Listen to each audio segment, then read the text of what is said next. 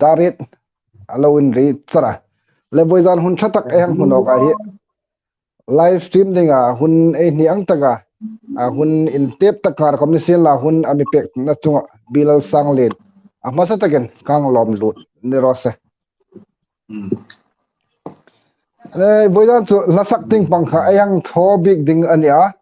amiro gal chu hun masa ting imani za zona kang pek no ma chu zona so ehang don ding angai ta hun masa taka dingin self introduction ang do ai lang mang ding sila ureng ing zamin inule paping komni sila in na khu mo veng ming komni sila masa taka dingin hun kang pek ai hangin pek ni rosa kaming chu lal sanglin bunania aching pute ka tong aching talo ureng hi parit kanya pasal pasarinu hei pakhat chuchun kapa ming hi malsom thang kanu ming hi thilro kim bi mul hoi zion thria tuhin kan khosame ani tulai taka I kang fil no backpack so kalau phur backpack na san so voidan in bilal sanglin hai sung ko hi amal mal kang fil ding ni ngata upataka thukan kang trending ene upatak pulal nei lom in board ama hi a hit singer presbytery level high com music ting panga solfa ting panga in chuk sagem muntin ramtin na mi abigin elo hang hrit hang ringa hi anni sungku hi na dang in talenan hang nei seng hi lom kang tia hi kahilin hok takana voidan hen pulal nei lim chu solfa ting panga mingin thang ania apani na dinga pulal ro kung in bun a hrenoi na ma nau hai lai chun a hrenoi na speaker lin ani boka chun tha do ku ki hai khomni sila muntin ramtina pathian thurila kem hai but saya hun mang lakane hi an mal som dong na an talent dong na hi adang senga chun bilal sanglin ana ama khom hi eni nam sunga tingai ta na sak thim tak min lar em hang suk nok hala chun adoda aila hil zo do na ila hil pe de gane jacob ana beatbox sai te dim hi mura music ram thim em ang ne nok hala hi an ni khat sengin mimal sengen an talen nei hai hi ai hang ena chun hospital a thok ba kha mingka ju hrit chi no chu ama khom kha talena nei emmanuel ama matalena nei thakobela tu hin medical ting pang athok zinga hi an in sung hi pathin mal som na an tong big haida me kang ngai tu apa hi mal som thang ani ang hrimin apa ming hi an phur zo em in kang hrida hi thu hi kahil nom tak ani boka pathin mal som na andong senga telen dang pathin in ang thuya hi mating pe khom an telen hai hi lal rama pathin rama dinga sortang kai pe thei dingin le nama an rong pon na hi mating pe khom in thang lina ma san pe dingin amasan dit sakna in sang tak hi le lal sang lin hai in sung mal som na tharin kalang rose la tu in voidan chu la sak ting pang kha ai hang tho big ding ania chu ma chun zona imar zat kang ne music official video hi exact reng am youtube hin elo kap kai ta ti miril pek thei dim music video hi chu panga par bakla ni no ni asan chu khom chu mi imaging an channel a ding da mo khanghanan mi thop wi da ma athen chu mi sponsor da mania mani khatang suk chu kalane tham atha lom tuta an no le nang ma channel khan ila sakai reng kha ing za reng ilo up tap mi high sponsor na khom ni sin la nang le nang in finance na khom ni sin la hang free nom boka pathin zarin ke kawang na ya la sak thim tam takai uma kai chu abigin kailam chu thim hi chu kantinoa a khovel ar katlafu nin ka hita tuta YouTube ka la keima channel ka po chu zachung chonta ka hi danin tin lai huna album tin la vol 1 vol 2 an sim la side a parukuma side b parukuma khangkhan vol 1 khan som pani 18 pe dinga chunchu jamo ta ding vol 7 8 ver jo khel ta reng reng ding acha inkhom insilong na umno boka yamiru ga so nang ma ting panga ilo hit ai ringa ai hang dol ai hon don top chen ti kha masat ai lang hrit ding sin la sun ma ting pe em project dam la ting panga ting te inei tam tuin si mek ding dam enem ti kha yang sel pek la e pathin zara dam chun rot lam puya ko motor in lom theina den hu sim ta e jing kar dar nga hin e markolin ting ka album kalau sim tum na cho so ta mi ruk chu kha covid khan mi hung del chil no ka kum ni alim to ba he tu kum ju training ka ti le khang khan in sum puya neu neu le dam no na hai le ka u nu me hung nei vel khan kan bui no ka thol nok thetanwa mi ruk chu jinga hin chu su te te ka tuma jing kar dar ngai markolin ting chu chu tu la ka project tai tak chu ni music video ting pa acha ya lom le next sai koi son ding he tu ta kan don hi apoi mo ka ti boka tu hen amin video album tilap video chena dingin mo la record amani chun antena dingin track hai la arenga mi hai nan sponsor na ding sen lo ni sin la an YouTube channel la ding khom in chu chum le sak pek ro chu chum mi tho pek ro an hung ti ding sin la ing zat re re ngam tu la ya ding hin angai me la ti khe ayang ri num tak ani boka oh e tu la chu track hi atlang puin sang ni janga daman ta chu chun recording le mixing hi chu sang le jangan ai zo tlang puin ka ri ka ho lai lai mun khom ai ni mar naw lai chu mo namdang highlight chu cover hi no e music video ruk hi videographer hai red izir ni ngata abikin ai ni NCL sting a mi hai chu ai red hi atlang puin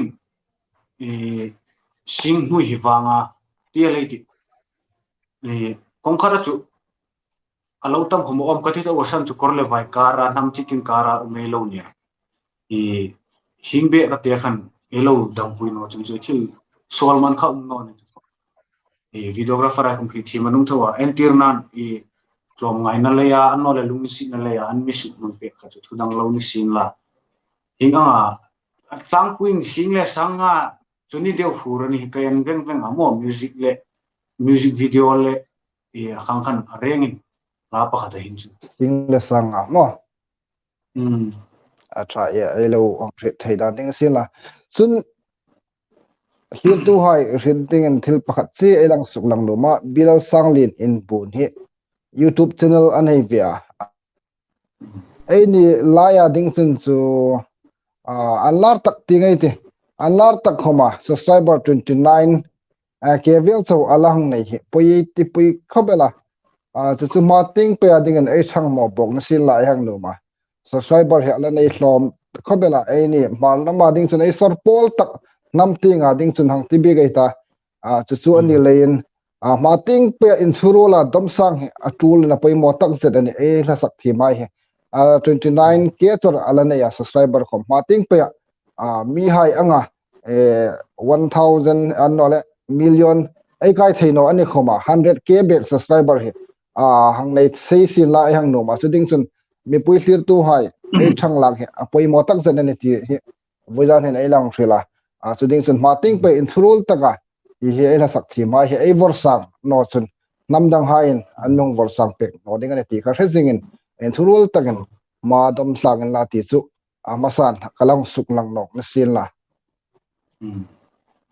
tha chun nakele comment box ai kha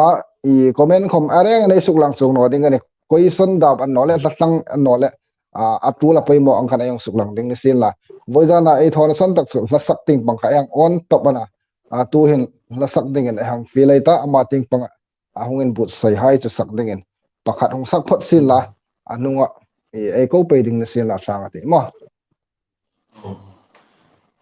la sak man thu toy de zu khri me ka ta kai khom e ole mirim enia sin neu neu tho e hawa e tu mi zu ke ni la dung rakin kor ta ta kania ya chellam chung ka not ting de me lo ring re wal khom jan ka ring re ta mi ro chai ni no han chu chu poi chung ma ei lung lo wai no le ei ni nan mi ti le lung wai nai ti lung ma nui me ta ka chu chu e cái hi tok tok khelo kana e taksa ju juk sim meta ina ju khum met ko mi thelo kana tuta e ma tuta rusur humul sitina misuk manga ina kulpo komka ka thik tu bela ka ngai tu na kam manga da kan ka fir na ka lo fe vela lunju kham khoba ka e tok tok khelo behim kania hilahim kongkhara chu ka wang na tama e pasal sin reng reng chung tola ka tho thino ti ding hin kanai no e ka thim he huwa ka var ka malang na khan he wa ti na chung no kami e rul lai chu rul phak no hi ka num no zongana kale kan e minan ti ta phot hi ka lo thang kin ve vonga tu lai lam chu e dila na kui hunana ka formel nissan an em ka mai trang e mai la music video album sim ning e lu lo sing ai ni das la tum kun ka zikina kan laura chung kho ba chu bial hi e ko ma ka dik no na voijan kom hin hla tam deu juk sak kanu ma chu labai hat hi ri har sa ka ti ve talwa e karul pa ei mar la sak thin tho keliba ka ko wa e ama ifona lyrics en kata e atul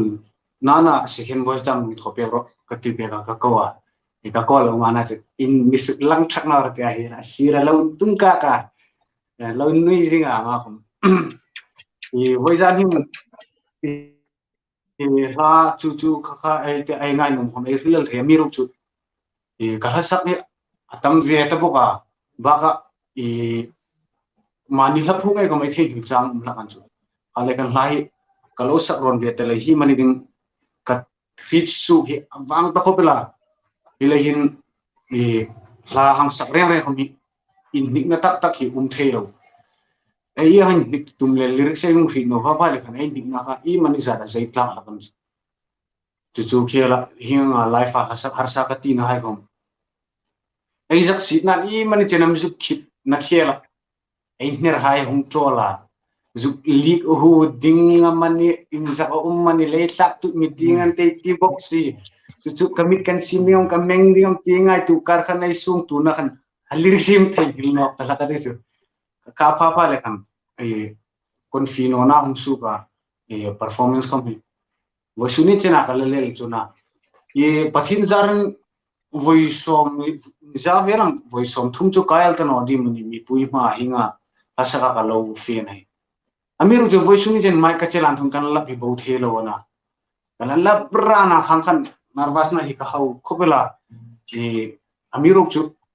ei nik na ve ni le ne thil thona na mi tor lui laka ai hung thol ngana voijan kom hin e lyrics kum ka copy kan zik ta ron han no e rule pa e them khatin an music la pe ka I mani za tu I kan theyang la kanu sak wedding ning ata ka tongron to ta ka rol tham tum vel ta I tulai chu ka sol lai kan an na kian sang la deu ta ka lo khek phang no kum thilum theina amiru chu I kapute kel kati e rengai pute dinga lo ni no khomin keima mi mal ting zu khlam ama channel ta dinga e zuk tholong de theisun el khela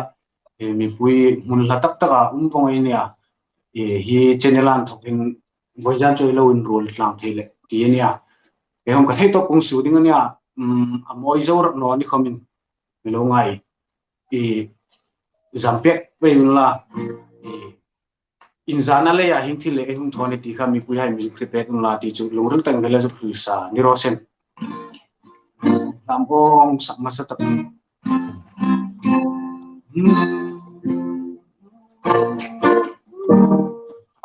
aki hai ko mi kan zong kan hung zong chok pe dinga lo boring el ko man ni ru chuk khat mi lo ka thin la ole ole ole mai mi tula lyrics ke kap o to para la nam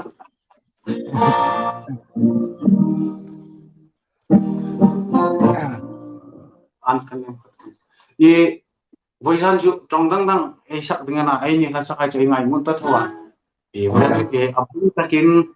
e lu sei ha in kan hung kan ti lai ha deu ko mani ka sak dengan ole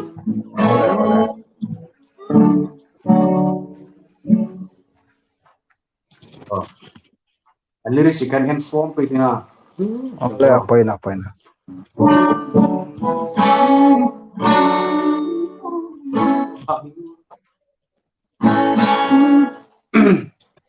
Lena pas lu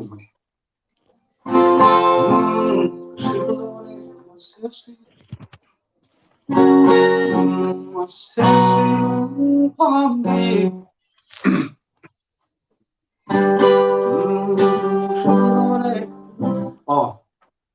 an kanem tila kaung sak ni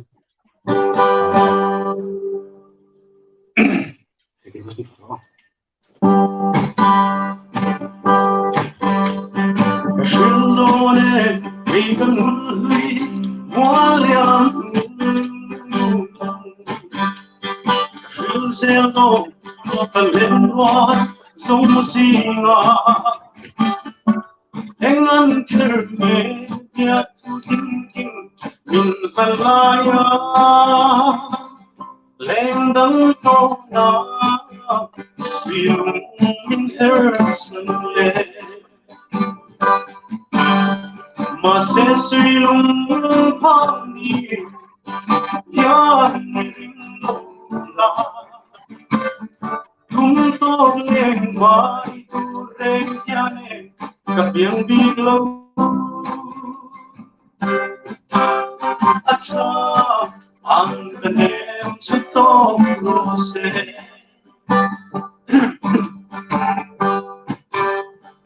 Kalechen hoi trang kapel sungka Katil lai ru don re atim teilo Mase tuna lendang ipong hitsu Katang tuanu malsom na chang rose Mase silong pangil yan niringla Tumtog lengwa itureng yane kapiang biglo Acha ang kanem sutong rose Siring amang lesay reline Ya chai tukin nenten min kan mala Kay song pamle yan kamoy lauche Kung mata ang kanem sutong rose Mase suyong pangil yan niringla Tumtong lembay tureng yane kapiang biglo Acha ang kanem sutong rose Acha ang kanem sutong rose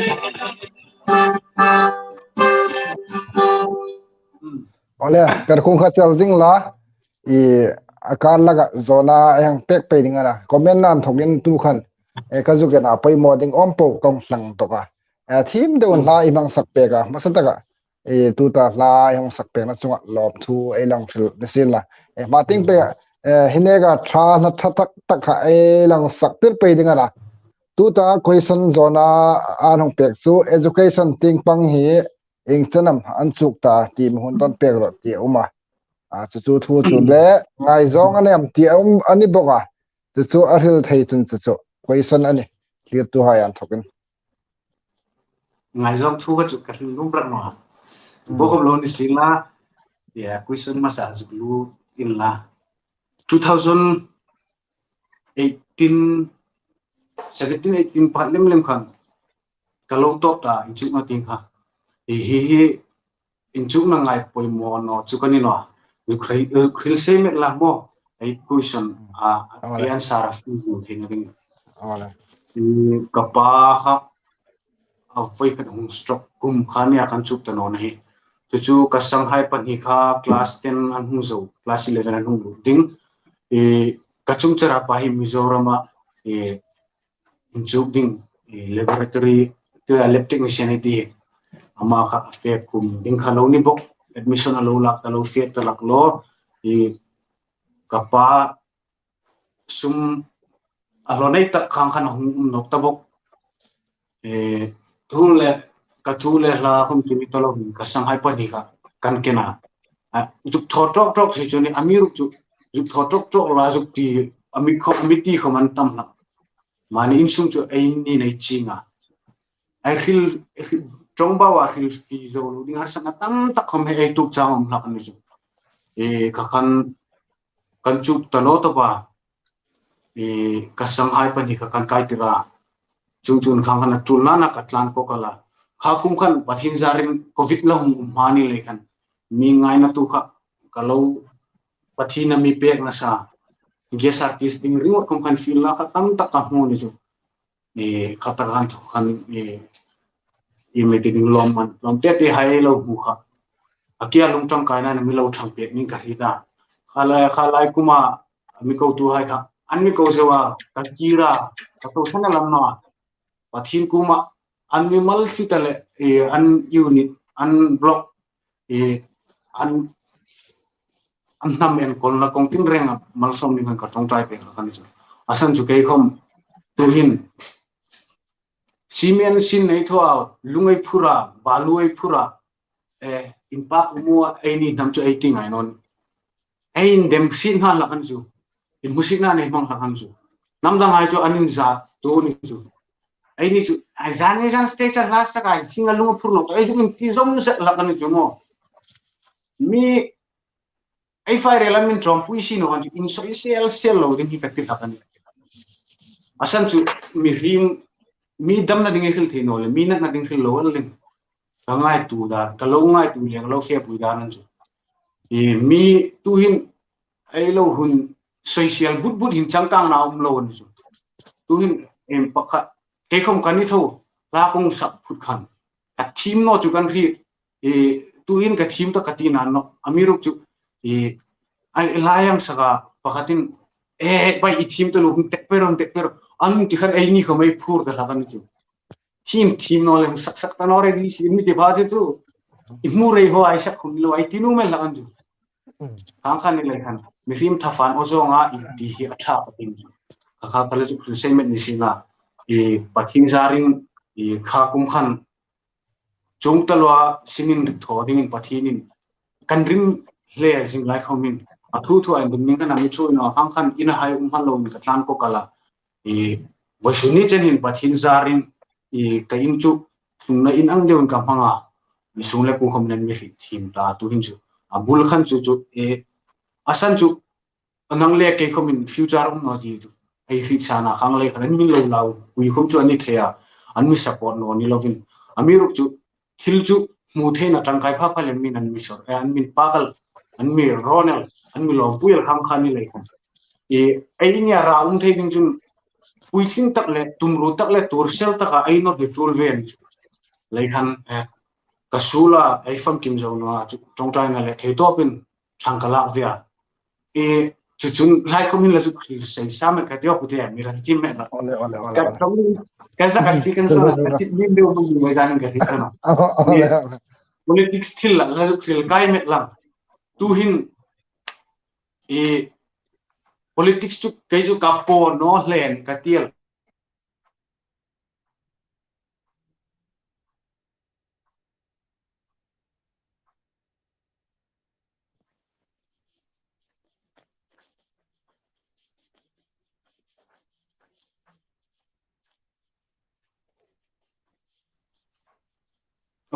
phone lo hung ane ba pui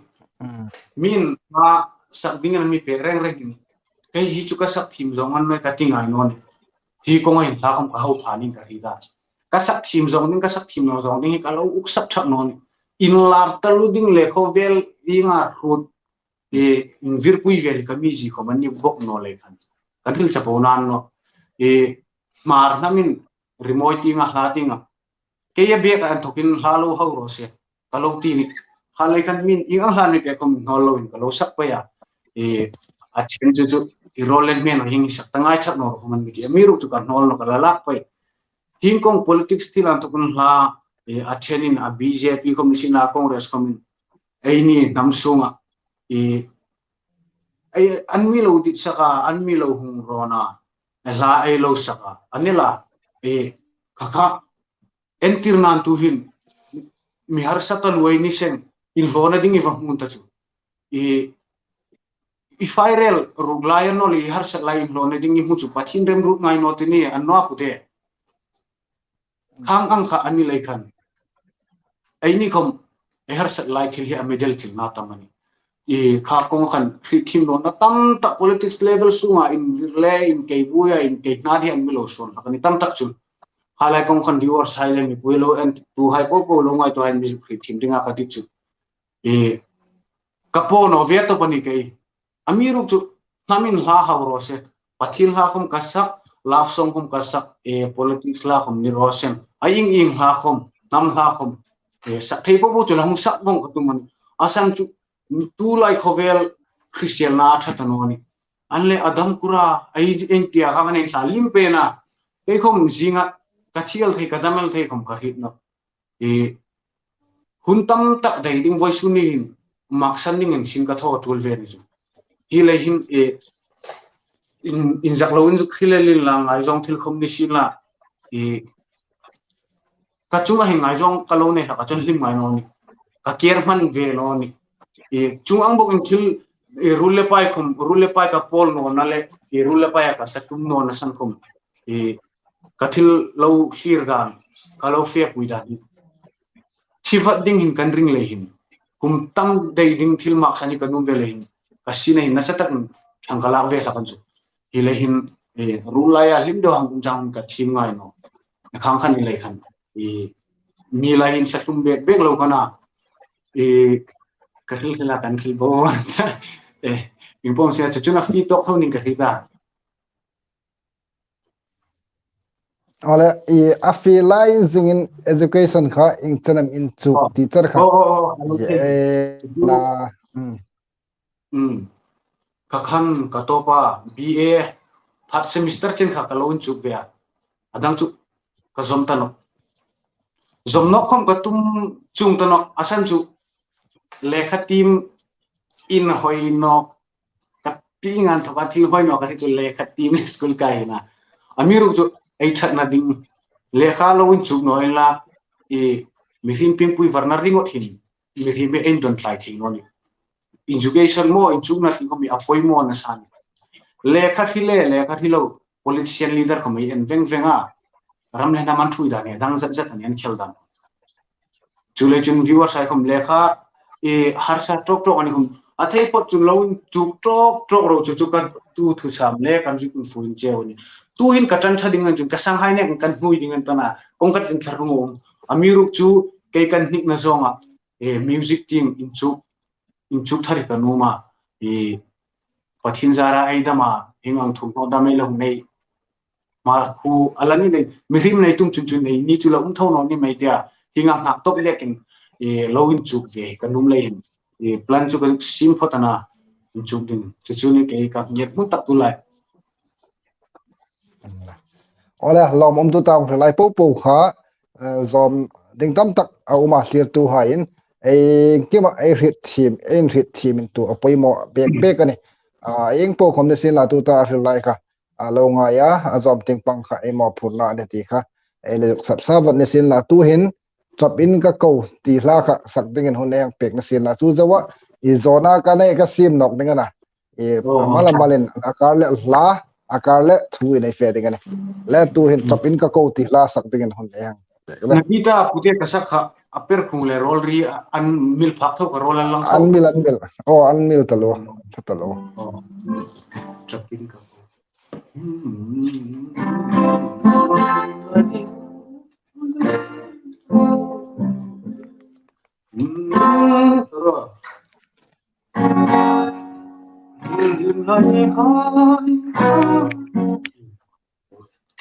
don zakari oh don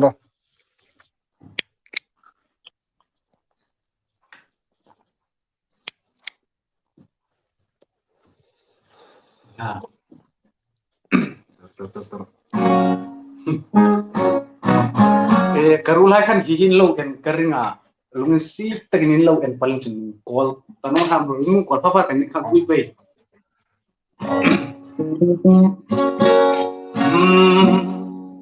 sige mas bro karul pa ya la no anak atulana kunu din ka leo ni ngong ole second voice apoi mo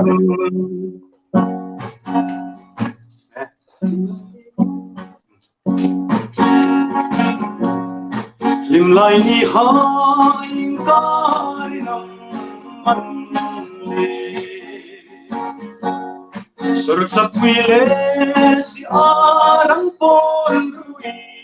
di boite lim lai ni nga asuli kangai em se di Chapin kalko kirso nai ui balenti chante lam lo bile tung soi chap lai unang ba ve kanumi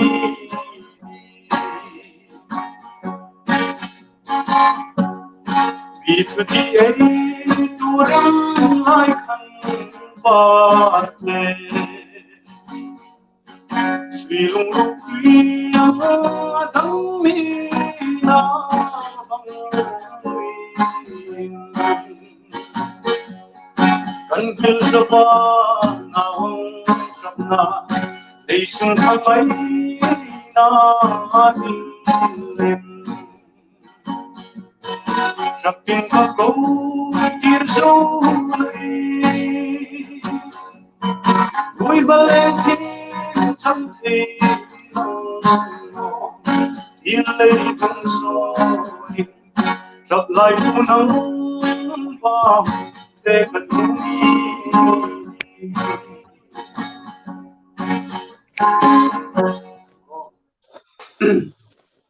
ole afuk zo di talo afuk pe ta ding chun cha afuk top ani acha comment hi kang ena zona ding om tam tak khum ta boka ya miro ko sa are ngan ai lo suklang na comment en ri thim ding clear tu comment ho pe tu hai kha ai hang ngan masak sila la tu da ai koi son nok ding chu thim de lang saka lo meng tia ai koi son nok ding chu la ting pang hen fa khopa ema te ding fa mu na ani thei dim o ti he ai yang ri nu ba tu chana ai ngin mun im ninga ta ti he building in hun ne hang tek ne ro sa ilay kong hi chu kaya ne manin ne ga upalem hanin fit fi lem chu karinga amiruk chu ai lo dik na zong ai chem lo vaina thil ting ani lai ka theyang zu khri tum ka ta fa song na thing no ji chu a thing no ti topel ka ti fa song na thing sin la ke kham thil dang thoin kan suk so ta karing ma hinte hin mung changin tum ka ta la sak ka ta hil ana mi angin ahum kasak peina bauta tial ka ni dang kan chu vembu parcel da me no kan chu ilahin ka rol khom hi thina san hu tanin ka hi ta asan chu tu in haw ka an sang ka sak tunan hu ka sak thita no pe quality plom de an ta chu asan chu tu hin lo be lo in suk so char chu tu mi man pai karin chu no chu namdang hai ti ai ne ka population tam hai anni chu fa zong na atling thai karin enla tu hin lahi style dang dang ai nik zongi tu hin ke le ti lai lai ni de war classic ting pang ai ngai na khang khan ya thenin EDM music ting pang an fa ka khang khan ai ni dam sung ko chu chu ni ve ni zu dang dang hin ni ai ve ya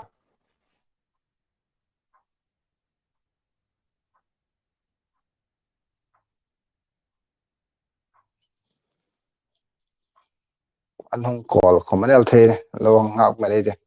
call là phía pháp lên network khác channel ngoài nó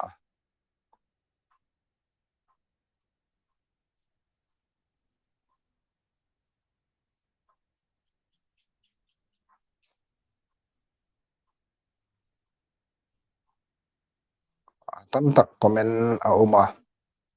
cái dục en về là question đỉnh om ít thì vật thì dục cái phal nó bảo nào hay là sắc về tu in halal pa giờ làm dính rồi là chi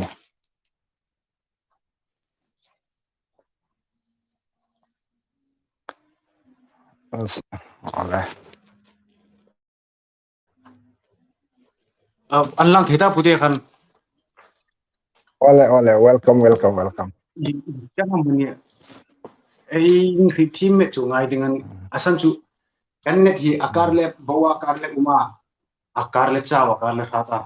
tu ta pude ai hil ta appoint khai imanta fa zong na ti fi no mo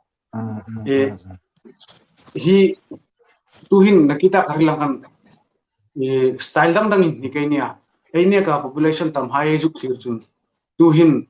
style pakhata lowin hik within le supporter tu din mi himan tam hian ta thil dang dang an hik tu tam hai si na khom khaka supporter din mi him anin dai ta lei khana ni ta ding chu youtuber ring khom fa zong na chin hian kar hi ta pathin jarin ai tu hin 29 20 something vel cho subscriber 20k subscriber vel cho elam ya ye akarle I mani to le chu mi suk mi ge thei thon ta chu ai ni man hi hi ni chu ka tia ka ngai tu la ka ni chu namdang ai ni ne ka population tam hailem chu chu an thei peluding fa zong na ai ni chu ai nam klom nak sapa ai ngai pe zong le ngai pe no zong ni dang han han ala ni lei asan chu tumin la tum no in la khom khovela changkang ten thu le hlani lo nei na korai thi nai ko me changkang ala ni chu naw pangai khom tu hin phone bo wat lai thelo tam takanu mani chu cái cái chin lai chen ang kari thei dan ding chung chu phone ha hi I mi ro pui khovela TV ai la khai choi ding chawa he lo ngai tham hanai chin lai vai lung la ai hut nai thon ai nuôi kut tinin ro vele lin chung hai nam je lo ne la poi dam tu la na pang khit ta no khovela changkang ta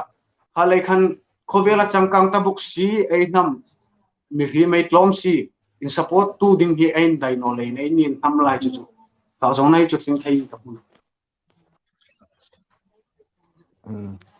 le acha e ang relai kha I cái nang sap sa chung talo in hlir tu hain e lo shit dinga acha ti ai po khala lu dai ta chun support apec apai mo tak sedane ti kha yang shit ding sil la ai ni lai la sak ema hi tu lai ding chun so ai su ngen em Allah tak ting til la kham ai sul sul ai ring no ami ro ko la ting pa zong na a sing thei na ti kha a hong thila zulain thang na sa tak langai ta YouTube ting panga thangai hang lak hinegin mai son chan fak jong na khop hling nge ti kha ni yang ri ding na sin la 229k subscriber so alane ya hinegin mai son thei da ding sun nang le ke poi mo ne nakita ai hla khan hi ba vai pa vai nu amanin mong support no ne ai nam cha ni ve ke hang support into atula bilal sang lin in bun ti in YouTube low search ve la ala subscribe no le ala view no hai khan alo hang view seng ding in athara thari nei hang in feel in ai hang in thit to nok na sila to so ai lang thul na sila tu in la sak nok ding in hune pek ding ana phulo puimo ti hla ka tam pa kala voizan hen to so imon ding pek chon chalom leng tam tak ane he la he chun message sa hai command mong text de ora ne ila sak ding hen pulu pulu ha phulo pui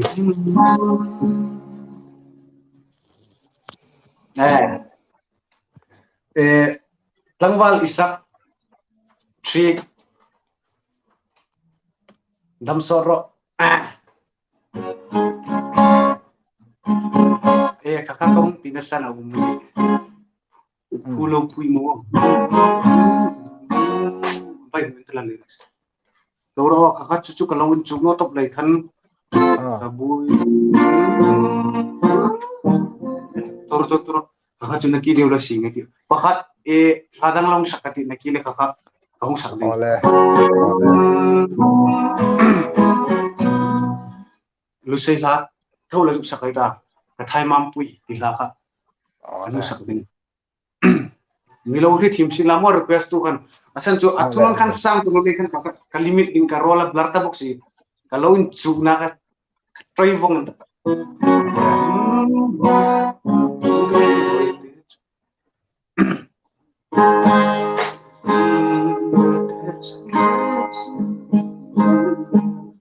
kathai mampui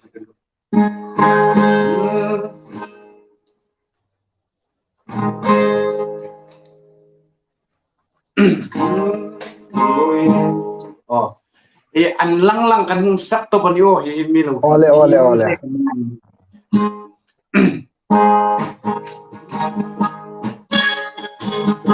oi te chule chua kan chan chui abare lo are lo kim don chua katin lai na damni omno limte a kan za na lai thum kapel mong san lai ne ma kangai em se kangai em se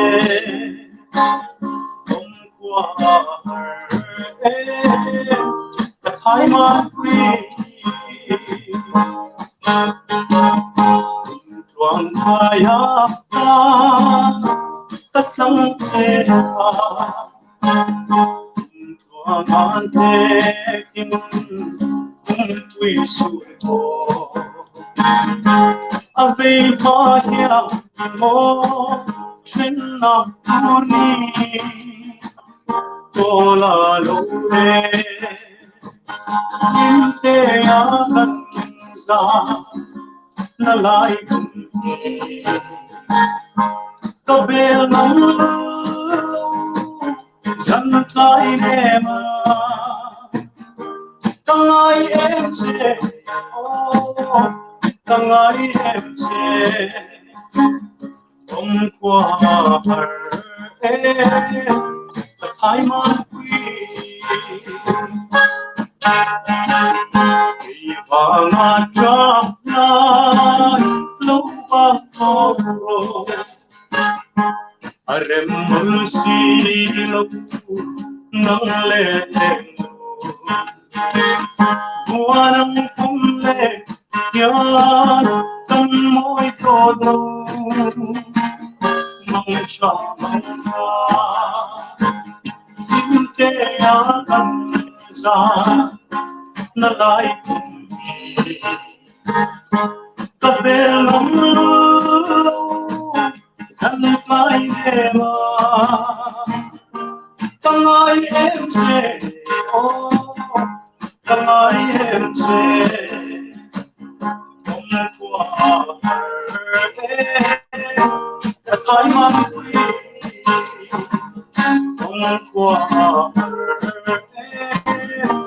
Kathai mampui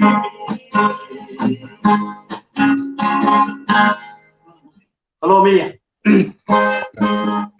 talo ma kaung sak jom diam itinam question nai la lu thilpa hong sak zok poina thilpa ka chi kala juk zonga hong sak zom el ro isol nol la in sang leo deu kal lo la ron to lu kan hui tin kal leo deu lom lai ni lim ngo e pu pol sim lim na lom lai ni lim nung pira kan mu sak ling mi rosen ro outstanding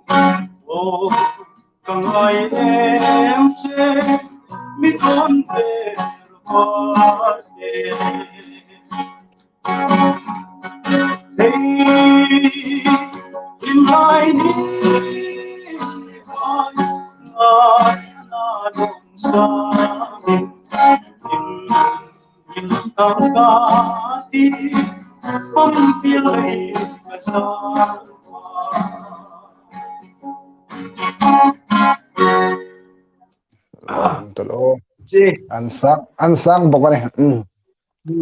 asa hi tuta Rose Leiri singer pata dinga donation pek ngading chun hum flash ro atia hi vajana a guess bila sang len hin ingtanam o angai ai hang pek thei dim o angai no ngai ka chu ana amiro gal chu nang ma ngai na tu ani leya hi ahong ti ani lei khan mo pathin zarin ngai na tu hai zar le chu hin chen chen ei la phak the na voijan chu hin hin hunang mang reng reng ei tu ke hom wan chu ka chao kan khit amiru chu ke hinga hun hi ei mu ve zen zen no le ei zu tho ve pop pop ding zen ni ke Ros lei ri lom kobel hi yung pek nom le chu hi a singer bil sang lin in hang ting pang chu ni no sin la hong tia kem kang sel ngam no ni chu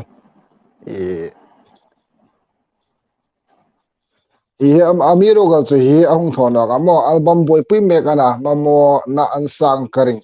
kalai khan ahong chang chong chang nom le na ingtanam o ai tho ding ka tia Rose e kalung Leary ngai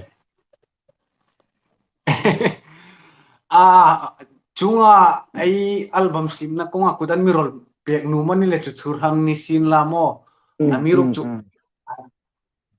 cái ading chun kan phalam na le ti di mani ahun tok kati voice ai hun mang po ko le i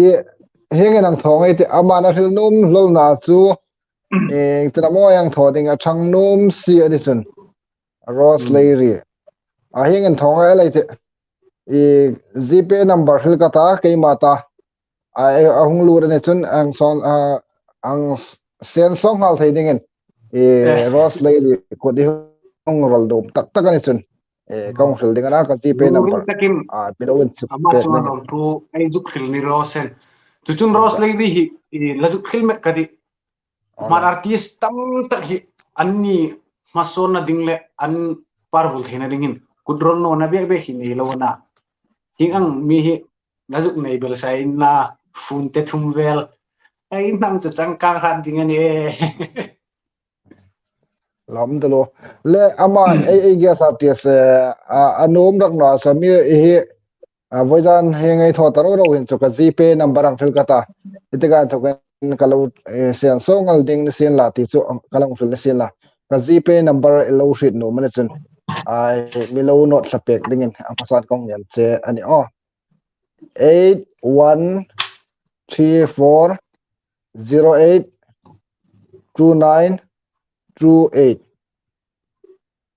8134082928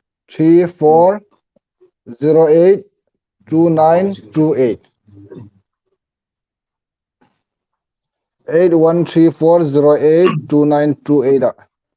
ihung thon the ne ihung thon za za chu ke an thoken kalo thon songal ding hinga control nom na ihung nei he kan lob em ma kan hi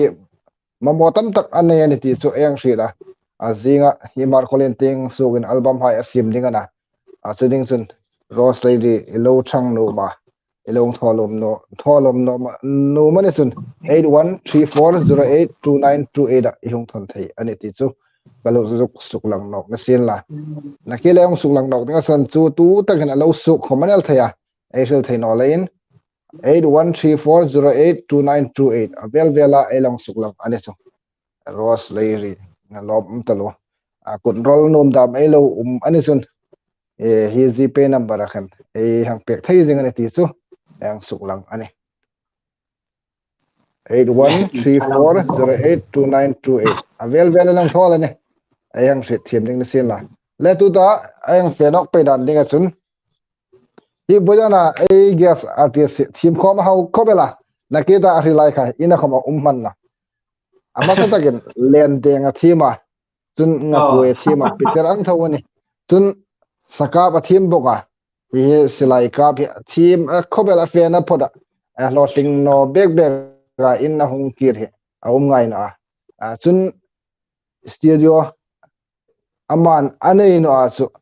control bong lak ania big takin tulo records lemi chu ama control na hnuya tin la in khel no ne thim takin hi lasak chaw a thim ei sora chu thim khom talent tam tak nei ani ti kha ei long suklang no ani hi zinga fenading ani anei leihin voidan chu ei hang sot theirak no khoma ei hang ri thim ding naki khan mar vlogin ala subscribe no chuning e ta ka hung subscribe chi ti hung zika ma vlog chunga elom hle ani tu khomnin la ala subscribe no eu mani chun vela veli nei ril dingani bilal sanglin in bon youtube search la youtube channel lo visit lo hang ending in nge ani Vaijan dam hin latal unino sinamo gopil namo ram thuda no le kan dia persila amiruk chu dui anlo bese angino palte khachun law mamo cái anh đi cái này cái nào chúng tôi đang cho kalau bây giờ đang tak interview tay cũng nó xin la ting bang sao cả ấy bây giờ bây là thì kalau ngay tu lain tam tak em bu sai na không kalau sim nó amiro kan tu da thil ka hun jon ding se hi apoi mo ka tia la sak thim ini boka la pakhat ibai hat na ding in ni exam angaya ti kha eng shit no ma tu thil ding hon eng pe ro sa lahi keima sak ding reng chu khet helo kana hunin za chi malak ding chu ka ri no amir chu min lan sa kalau dik zo ni ta khan chu kaman nak la kan chu tu da hin la lui khom nal ka ti thei to no khang sak ta reng chu kangai pe to no to pangina la kan chu asan chu mi ni dang ang kan ni ve no tel ka te kala rol hi ngai pe thak lo kana hinga ka trong pa ngai an mi lem chu chu kangai ti lon no en nal no ta la mo ha le kan hun chu ka lak so la amiru chu recording tho ding reng hin kai chang khat le thunon hi ka fe pui tok la kana min azaya nung sima anmiung thon lem hi chu harsa chu ka ti la chu khamo kaman pat thengai no chu mi meti ding ai chin la kan chei lo za moment aman ding tu hin chu lain chu hi kan za paluta khatil di mani ang sak riel kham khama anti class ai hoin ta chu amiru chu ni lawani ke ti hin za na li nan chu kahil theno kalap so la ba na ding anaba tuta kala sakai hum hi ba lo kan en ran na ngai tu na pangai na chu ai hau ve ta le hin thili thei hil ka rat bok ka thil choi nak ham zong pol mi la ya thang ve kan ta che ole nom tu ta next question ding hi nang imamal taga imimal la exam ilo phuk tareng reng ti em fit nom boka la phuk la hi phuk chu ka phuk ron vel ta som exam pe lamo ni ta ding tu som li som nga vi khom chu niel then da karing da ni attention on oinol the amiruk chu class lahi kan nikin matil khati chu chun rithea ha kong phuk tar na chu pol ku vel mani pol ku vel an to kan lahi ka jik tan chu chun thil reng ni ke hi lyrics ting pong hi mai ti ding ka chiang in ma la lui ka lo dik na san kom athu hai te mo ka kum len mil rak lo tiang ka lo dik the la ban ing le ya ling la phuk ting kan ni theisina lem chu sak tai ma deu pakhat hi sin la attack met do ding sin la recording thot ding sin la zik char kham ka pe amiru chu tu him ha num pong pui nei phuk char asuk na ding ai nei si no khan chu boit la kan chu tu hin thil chi ter khamai ba tho ding apoi mo tak chu khovela hin tu hin sum le pai hong ni ta sum le pai nei no le thim na var na nei hai kham invest mi mo le lo pe in ta chu tu ai khovel dan tak chu khovela tik klai tak le ban sei tak ni la khom nei nei no chun tik si tak le ban toy tak i hung ni ding ta chu khovel dan ari thiman ta pathin ram chu jukti le ti sarwan ta lu ko mai klak no ka juk ti mai nei tam hi pek tam na no lungrel ta ka in phala pe tu chu pathin na khri ta ni chu mai thai nu du li sa inglem pathin na khri jinga ti chum chu anei po tla ka ni chu khang ang ani lai khan ei ni tu hin antiran donation anung thon ta july khu pakhata liran ninga inarok chimwonga antin ta chu antir na mai ani afamak te hmari sila in far popenen ke la poina normal de vojan chu ka umani selen de un e tuhin khu pakhat liring hing lorok chimwanga donation ai thon ta atam tam kha mitlom ngai pa tak le e atho thei tak le an peso pa tak nei ju ngai ngal ni ju cheng khat khom niro se chenga khom niro se an pe sa sa kha chu kha kha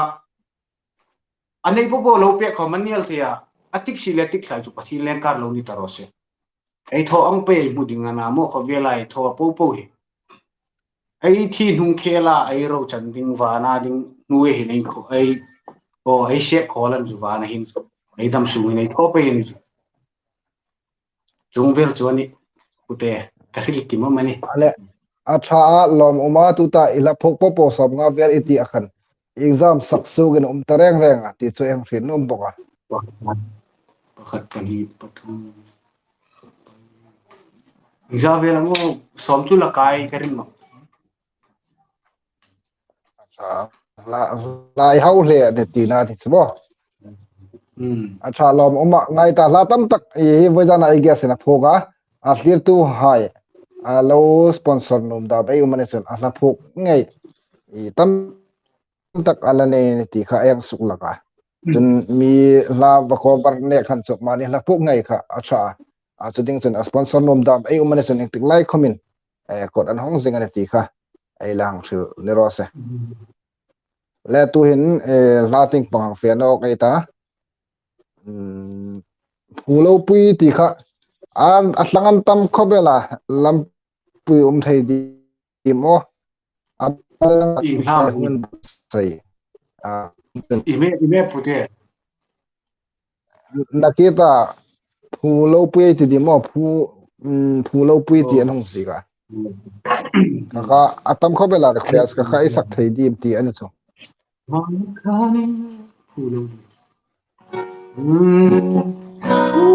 toro akil zokrio boydan zinga engine dingana tu isol met khoma ele jo kun thim met eng ma ine ala ma thaw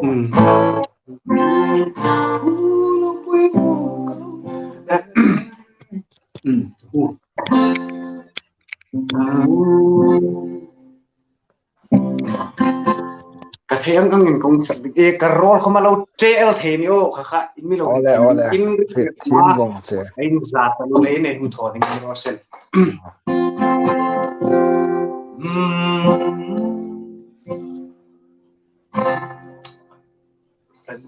toro phone la hu ole an mingai ba ga bai ja ni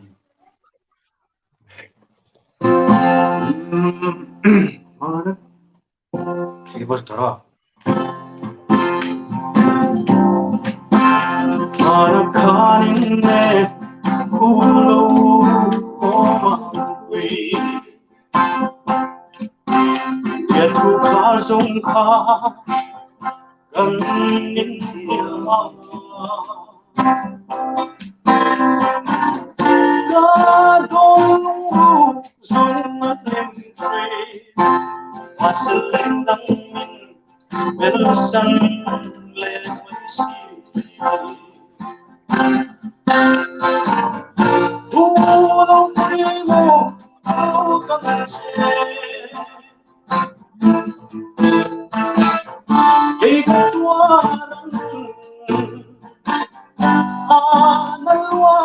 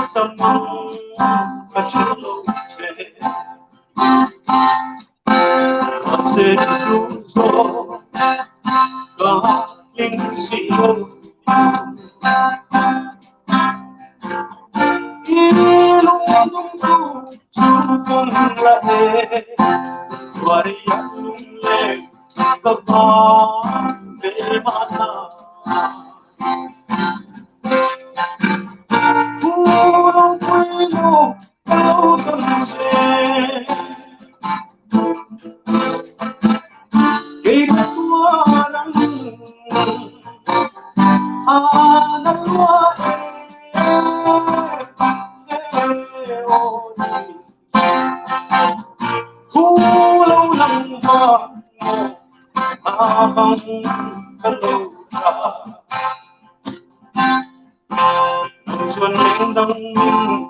bên sân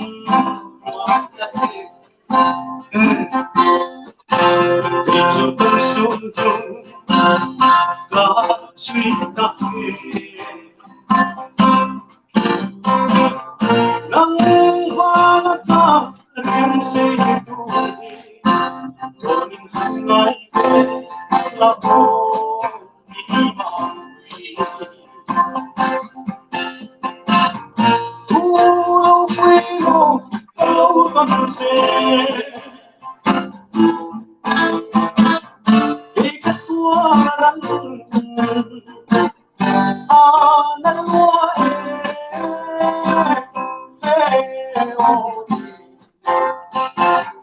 thu lâu năm qua vắng lâu xa thu lâu năm qua vắng lâu xa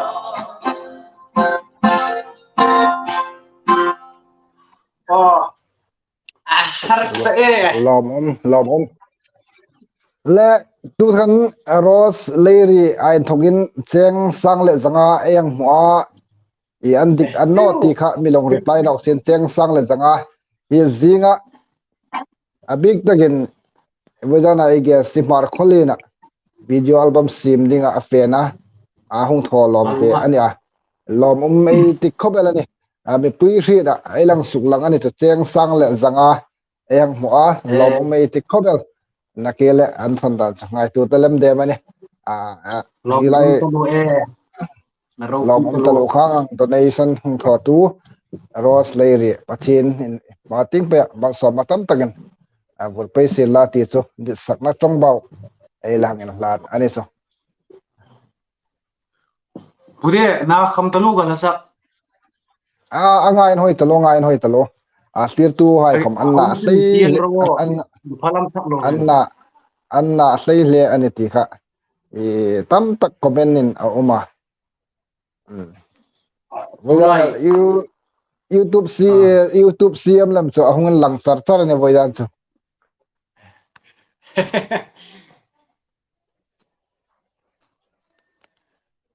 mihim ai sol talu le mo ai rol hin dik zo thei ngai lo ni chu chok ka hit no ka chu hit ka phu to ka tia kan lung oil exam thon thei minimum hi chu tu kom ein phut lui chung no ya mi rogal chu hi ai guest artist Bilal Sangli in mi su phalam zo dong an te ma ya ni chung ting bangson mingai pek no la tu kom tholom ro ei ti chung no ami rogal chu an lung rila in lang chu ei wa khap theina nang khoma imilong thit thim ka eng no ma nang ma ting pang in phalam no la kei khoma kut ka do khom ani chung no kurei do no ve ami rogal chu album sim na dinga lungrila alo thang no man ni lekhan eng suklang ani ti kha ek thil ni rose exam thon thei minimum ni chu nom za ai thon theya kha chu in phun na eng khom na nakita gp number ai thil kha alo thon nom da mai lo no kan chun 8134082928 in thon thei jing ani ti kha ele juk suklang no kan in phalam no sin la pojana ai ge ase ei tu ta ek lang de khan Rose Larry numza zat tui far khat la thing her khat tangkai je ei rit kha lom talo in pek na pathin in mal som na tam tak thui pe ro se che ti chu Rose Larry adit sakna tong bau e hangin lat che ane cha lom talu nei ro nei la te zanga kong thon kai khom lom talo inung thon ai kha nakile lâu nay giờ là hai năm anh lo ding xin là nikata ai lo top rin dewa ro pui talo pathin in mal sam chau ro sen cheu lom ấy anung pek to lak lo chun putna khom ni lon nom min ang thol taro ti chu ei la suk lak dok dro se tu ta na ki ta GPay number a suk lang kha hi ro nei jate hi voi khat che kan ka te hong lut tam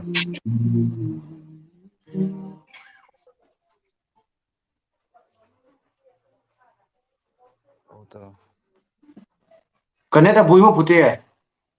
a boina ahong kaung thona ti ka ahong lut am kata kala ken vada ne nakela hi khom hi ro nei jate hong lut ngai hang be se a pathin mal som na tam tak dong dingin adit sakna kan hlan che a chun voiza na a guess a hlom ti khom do ne sin la thong tholam tu hai le jama khom a ma ting pe a hla sakna kong tin reng khom ne sin la dem sin na ril sin na kar hai khom ne sin la ma la nol hlengam dingin adit sakna isang tak ka hangin hlan ne sin la nagi ta mi tong bau hai tong bau chu athat ai ing ti khong kong khom bin isu kristam khom vela aleng lain tong tha adong no ne kha ama lem chu isu krista in kim mi sandam theitu ani kha ai ni ai chu tong si hai khom ai dong ding ri bani boyan ai guess kam tong si tam tak adong na hai khan isu noi ma sin la a ma ting pe a hat nok zula ding nil sin ba e kha hai tong po po kha ma ting pe ha lem sin la ti chu ai dit bek bek ani GPay number kha pin top thei ni sin la rem chang mel go o i kala thim rak no ka pin dan ding tak ka rit no lein en thit thim ding sin la chu lein ai en thowa na ke ta yong lai kha yang in kharel ding sin la ai not hlak man tho kha 8134082928 ai not hlak man tho kha e ka ai hang thit thim ding ani malbunga how the pa number khong flash la bai khat chi la jok en jok ka te a flash da ning kha tot guys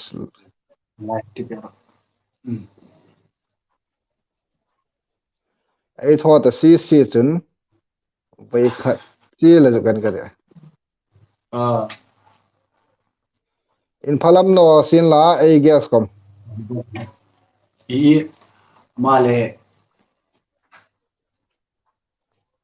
zumpiro komena zikha pinla komena zikha pinla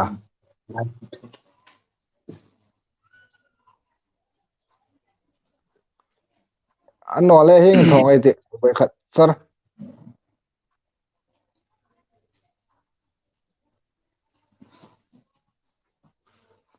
cái chu zinga mar khole na a hung pha le adu tak lo khilai ga arno puye good inchikati kahung tlung charin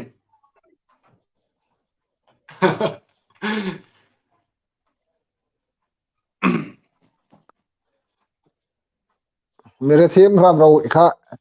yang e mai te ding kala suk lang ai no lein e han thit thim na eng ngen sin la trong sia chu e dam sung ai lo ding reng ani tho fan ro ro ching lim thik ani andi gan trong si neng de na thil sit na chu e dam sung sa abo no ding ani GPay number ka screen na suk lang la thil non ngai dalati o ka rit i ka zup thim no lein en rit thim kha ayang ngai ani o moyan chu hingang thil ong ding khom mi ka lo ring no reng reng ani chun I guess khom min a ring no ke khom min ka ring no mi ro gal chu hi thangpui no mai kha lom tak zade ne GPay number ai hong thil la ne kha ya pe ding ding in nungun don nok pe lang thil nok pel ka seo e kai chu e ka ba wa kham chung no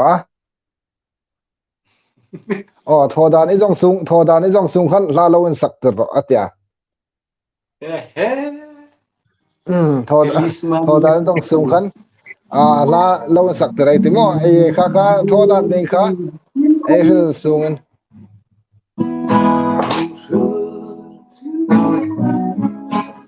puta la kung sak ding hi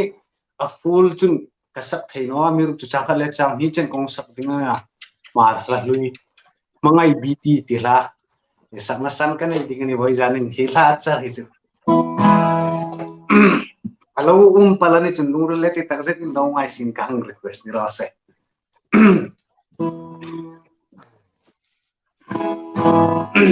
sakati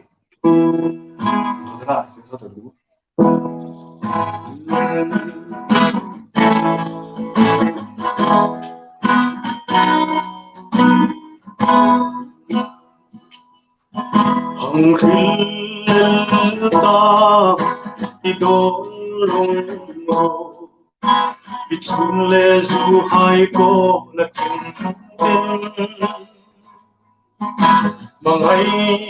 nay yam tin anh don che khăn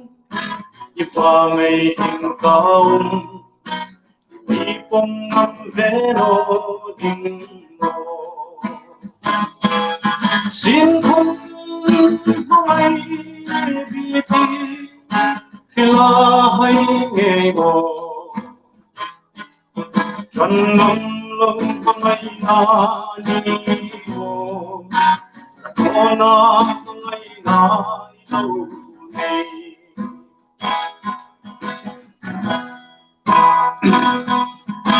mà ngày bi ô ca đi lại ô bel dit sang ngar đó đó chắc đang buat tentang sạch sang cái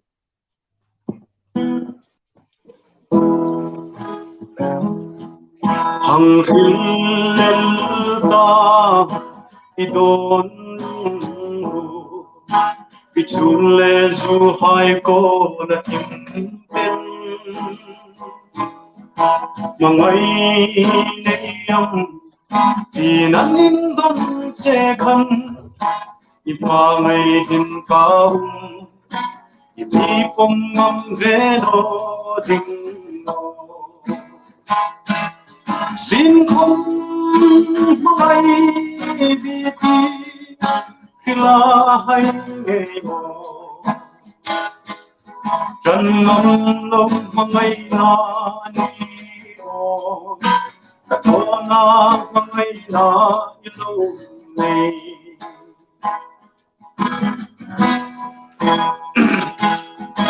mà ngày bi ti ô ca đi lại ô bel dit lem sang na hin chun lê du hai mi sang ai no ni hai mi thang non vi ve ta thằng đi mong ai na châu no xin không mong ai bi ti khila hay nghe mo chân ngâm lâu ngày na ni mo thô na ngày na lâu này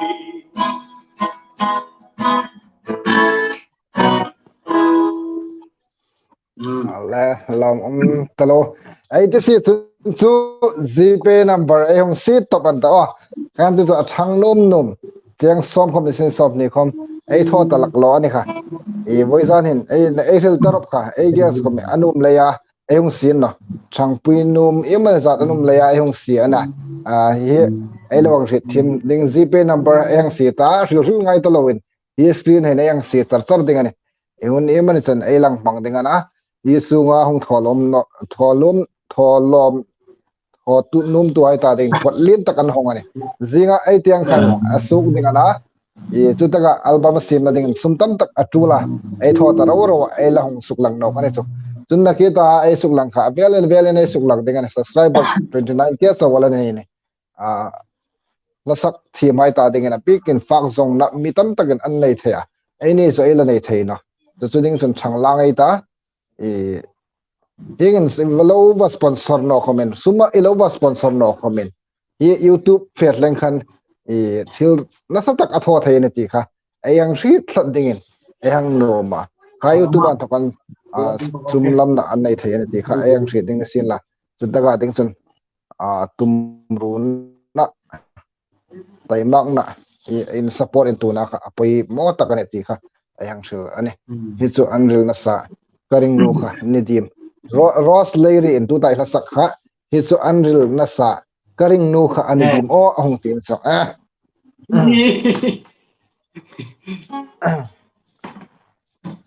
le tu da ka question nen don nom tak te chu la hi lo sak ron ta kho bela mo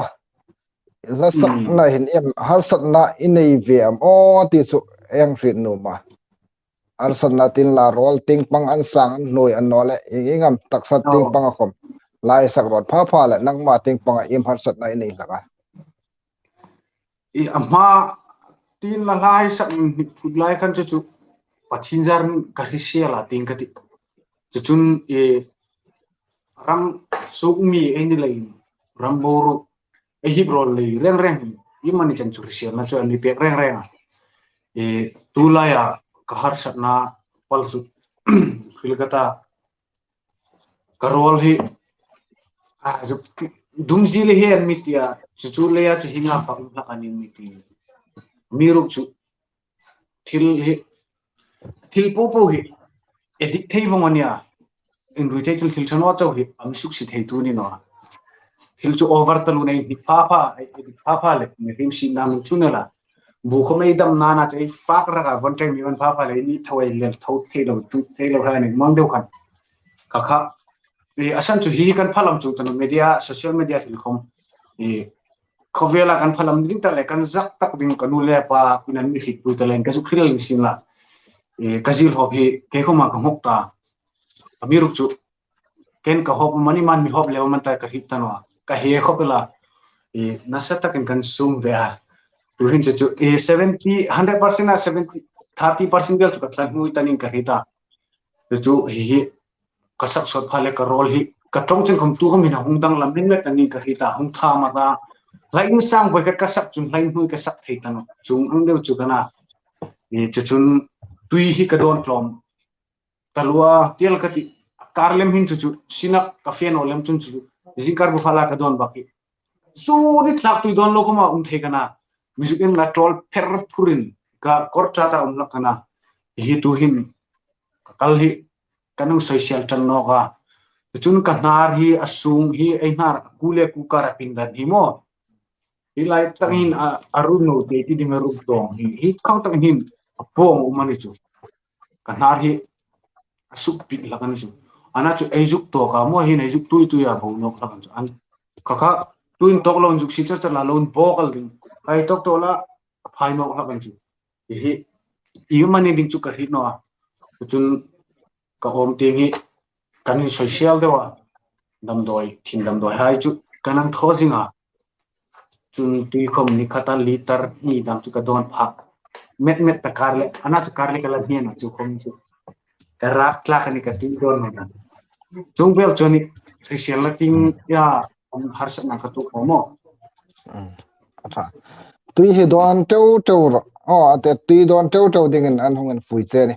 e tui don teu ro ti chu e komenan thokai hong suklang zo ni sin la ale na ke khan ei long don no che a la hi ing tikuma elo sak tan reng amana kuming zan mi inia i la hi ung sak tan am ti kha eng rit mum boka lai chu ka sak hin chu kalau lin met ta ting ka ti ka kum lo met ta 2016 lai khan voi khat idol angdeu competition sing competition uman jun kalau thang ve kha voi khat ka sak na khom kan nik hasa ko hui nik met kala tho tak tak theino e 2000 examo ni kazuk ching chi tano hi nuha cross mo into te tu ta mulina khosame ibu humo ama kun matas day lam phuba recording kan hung thwa 2017 an nol 18 kha pakhat lem ani ding ka hi dani ka khata khan ka bul ka hung tan na ni pe ta ke la pung sak tan lik ta ka hung in zel lu tan na mi pui ma hinga la pung sak tan tak na kha 2018 an nol 19 18 khanin ka hi pi mara mo ani sok ge sartisan mi ko masata kan ni chu kangai na tu chen khom hin ka thein the mi rim chu eintan na hi jing a poimo eintan na hi jing angle ei top na jing hi an lang jing ani hi ta ka khan just him here tu la mo alim ta tia usol of ya pu rai sa tu nu ma bu tla chula ya kang thu i kalang rit num sa zo chu kuming zat mi iniam ila rit ching chi no khoma e la hong sak tan reng na kum i nang i kum kha i nang thul pe thei di mang ti na asana umani plus fail ka dia na plus belta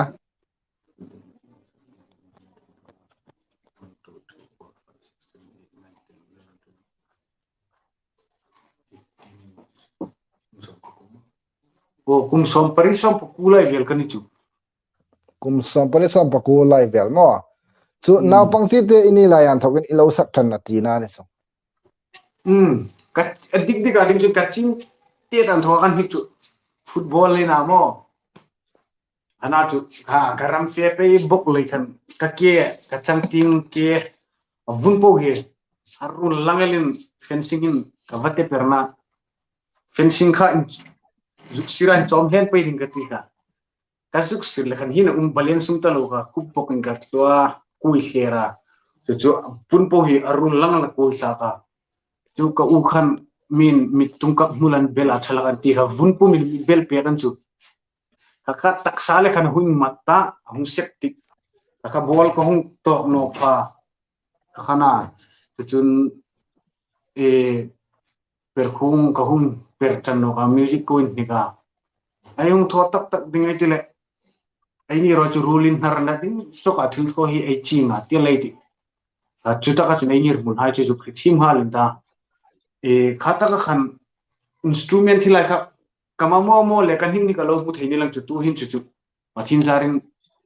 e ki khata chu tangkai dewa sor thei chu kani ta karina khang khan ka hun ni per ngai ko meung nei theno buk khang khan ka thilin hing ni ka kanai theno pe no ma rang buk kha ka fe fe le kha in chuk lai student ele ni buk le in ko me le chu tho theno ul hlasak ku hi e kazol pan sipurui singing competition ku hen minor lui tak ta kanang thove la kan fars kung la kan ta che ka khan mi na pang tha fan na chu he hula hin che tha fan lak chu ka le kan tho tho le hin chen chen kui yung tha pe ta ne la sak un hit pe ole question tu la to mare ta hi commenting pang hen chat kha en ro e how to pa la an sponsor nom thu kha kan karen mu mal no dan chu tun ra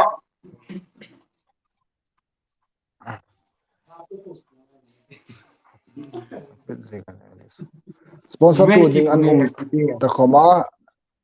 sponsor tu ding an ta khoma uksak no jing he ka ngai mo ani e noma hi comment kha team ro an tia mo la sponsor ting pang mong kha poi pui ro hong tin hong ti le hin la ting kha thonok tai tu kai chun hi ka ben mang chun hi an lang no ding ani lai khan kha ka si jing ala bai ka la phuk ka di lo lung phang no la ti kha ma ta ding liu liu mo sak pe ra ti da mana chun chat khom kha en ro e how to pa la an sponsor nom thu kha lang en pe ka ti kho ke en jing kai kang en jing amo sponsor ting pang kha apoi mo e acha ala sponsor ding mol kha ngai tu ra e how to pa chat kha en ra alai khan chat kha juk en ron de ran mi ti len chat kha kala juk en ani suklang pek to ro sponsor nom an sponsor nom mai chun hi gpay number hin in hong pek thai jing ani sponsor nom tu wai ta ding gpay number hin in hong pek thai jing lal sang je bi bai lal sang je jinga khotim itlung ding mar kholina ti da mana kau zam thakim hai na ala min an sponsor nom chu an hei thru khoma suklang pek tum lo thil lo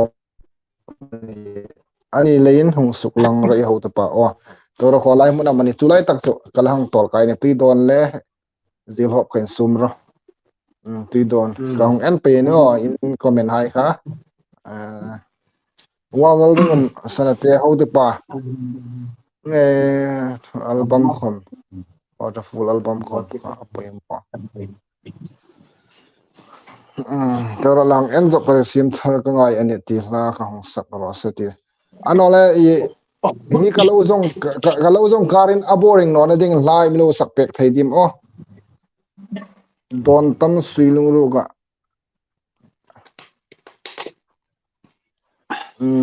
lam o anh này cái nè năm en ro với dân quy hin in mi request ai po hi ai sang ma chu ai ki dang khan hi tu ta kapute sina na mi hung big lai kom hin rama jing kana kanlan biga chung chu khang kana ki khan chung chu ni le e kan tia kanung o kya i voice khom chuk na hunding taka chu karlo si deu na mi ruk chu e in khoma e hung tina hunong fe pe ke an music tir kolom vel no le kha kapang tana e kha le khan la kham bi zukun chu talu khom kanai no kala sakna hai lem kha chanung phila mi ruk chu thupui chang khale thunun chau chau dami ka sak thei dinga uma ha kong khan ka theng ka hung sak ni lo khri thi mun na toro isak man Vaijan ba chu khat si o isak man ba khat si lal ring song ate mo mangai bt le amma la phok pakhat sponsor bank kati amma rem chang hun le an ma hun mo an man hun a hong tia ye elowin tik sat kha poimo a hi ani anhung sil kha lan sponsor nom comment e comment box itim pe no anhung tia hi ani lal ring sanate hi ai tho ngai ding ani hun aram chang hun a sponsor la amma mangai bt le amma la phok mo pakhat sponsor bank ati ahung tin sa lo mo de o lom pathai to lo le kom sanate la tu han Vaijan bi lang ni sak an sil bin la no e Vaijan hin ka kola pa hi ringum dewa mi ha ani lein ama la mi request sakkan ti ole sige masih thoro ada ngai ka an request ko sak no no ama hi la zu dek kan ti voi khat chi lu sei la e herdu nak ti la ha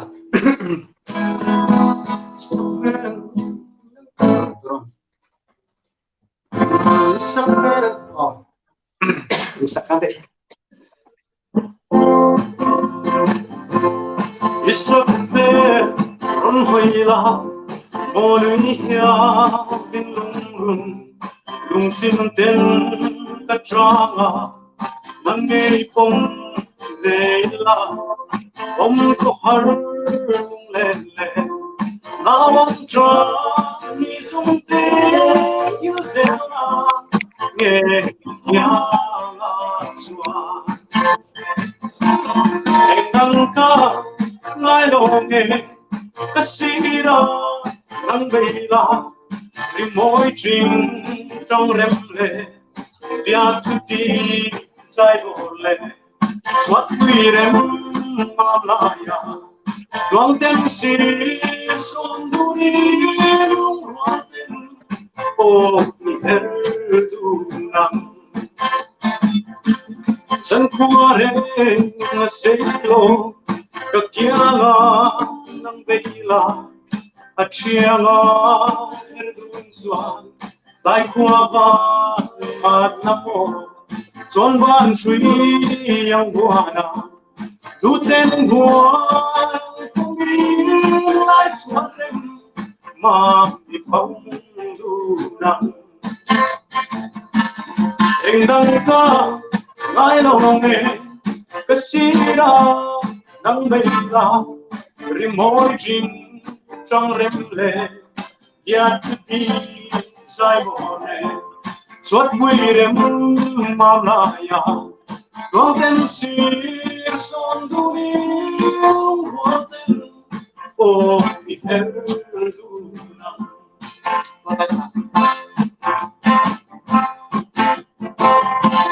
thấy trong xe cũng loang in cái kia ngang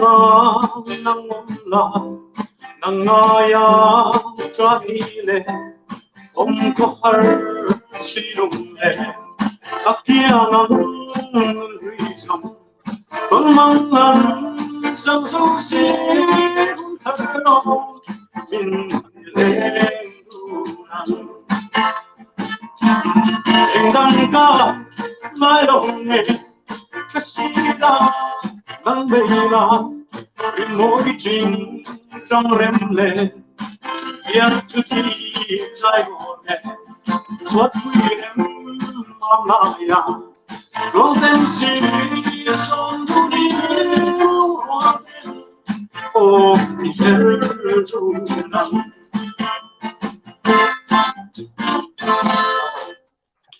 chun pakhat oh lam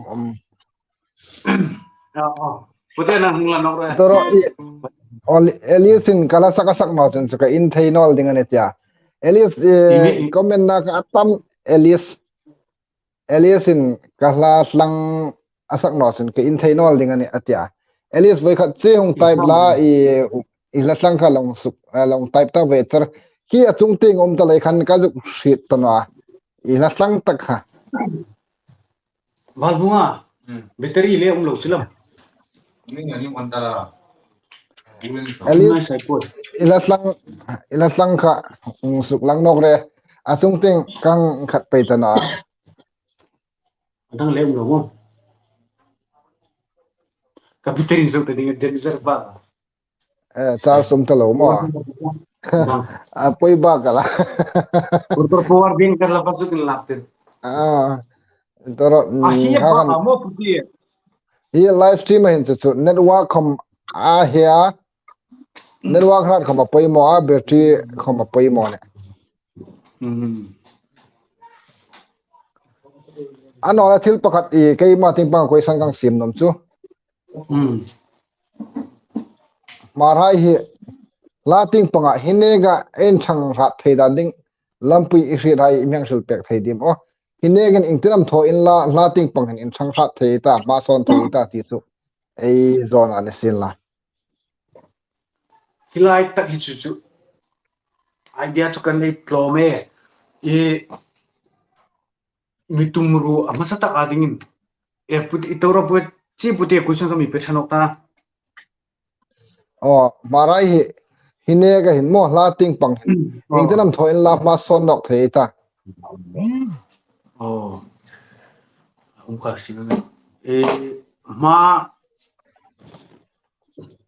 mai son theina ding masata ka point pakhata ka rin chu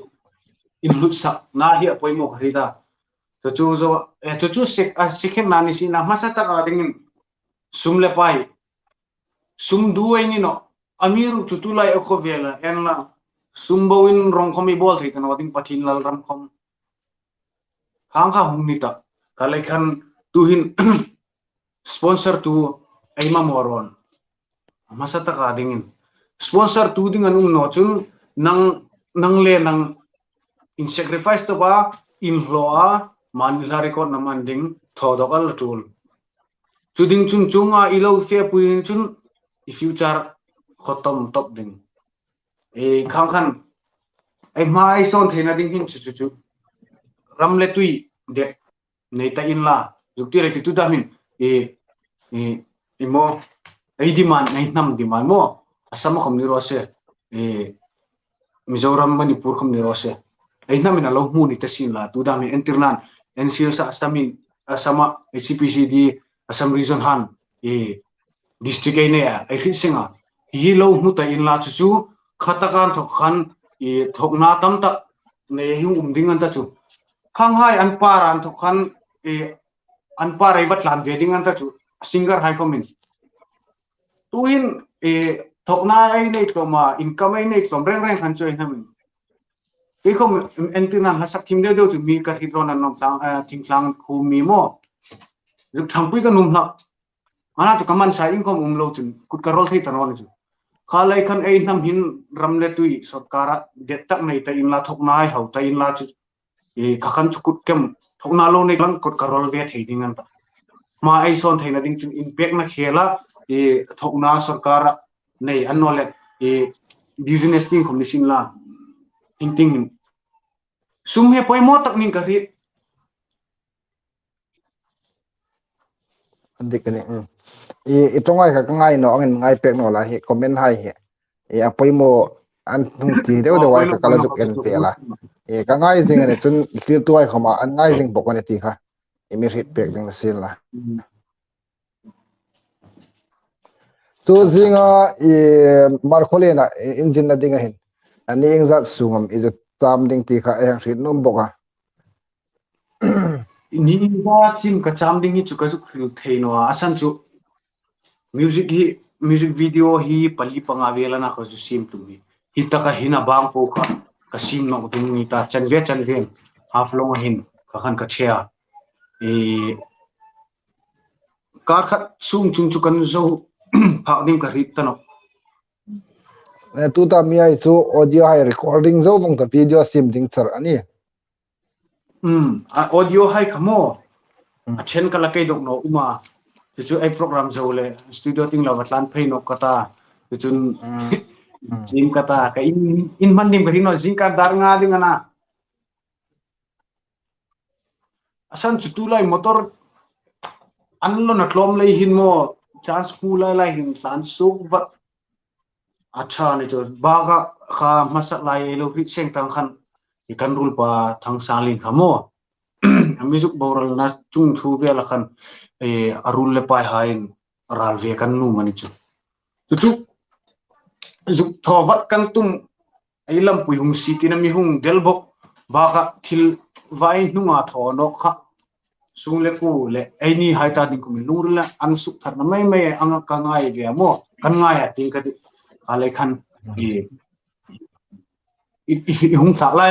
an mitia karun lai ko min hun than lo chu ve mo yo chu jing do hin an mul zola kan rul pa baralna nei kan ta ka kan hung continue pe ding chun ta sai my official gpay bill sanglin gpay bill sanglin pero antia i voidan khan naki khan ai lo su lang ta ama in an phalam lei nong pek pe hol no lei khan kai gang pek to belana khalai khan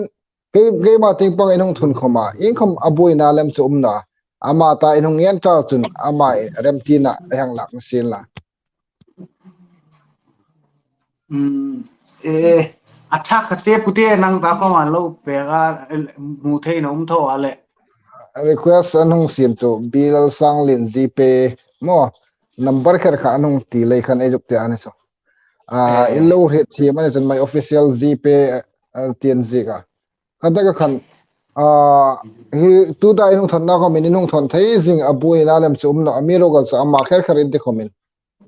ei in thim bong ani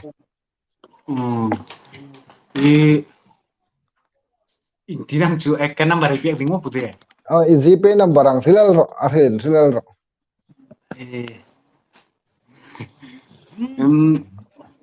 8753 8753 919 070 070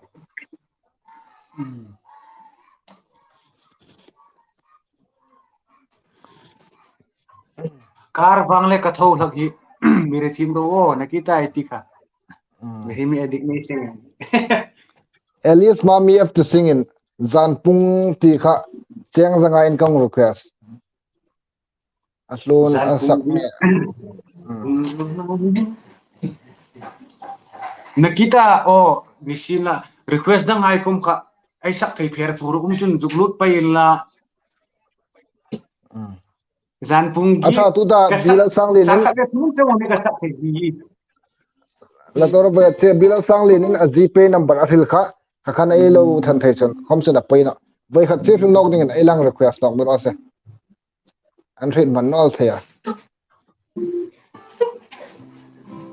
8753 8753 919 919 low pinel ka toro ba che oh 8 7 53 5 3 919 919 919 070 sun chupo chu kal ting 919 919 070 0 0 0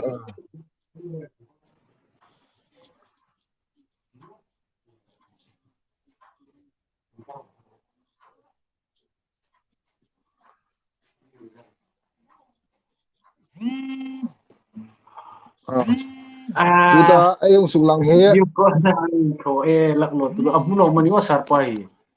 sar zo than ko im ngai tu tu ta ayong suglang he GPay number oh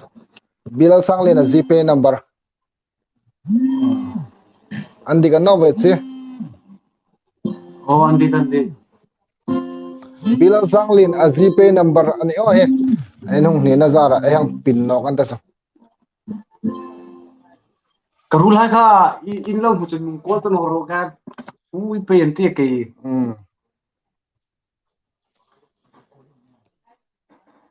tu hin im pute la sak ning ti mo oh la sak ding tu ta zan pung ti kha i cheng zanga in Elise mami have to sing in a request se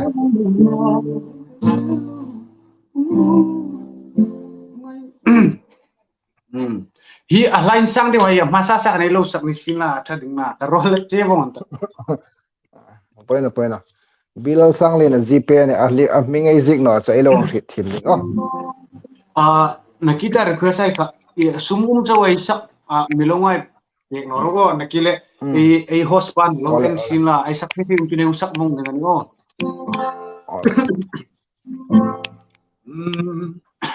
che de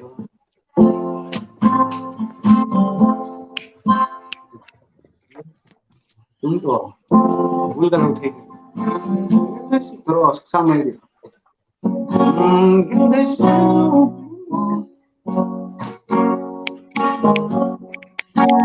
chúng tôi là nó vẫn nuôi nhưng thấy xin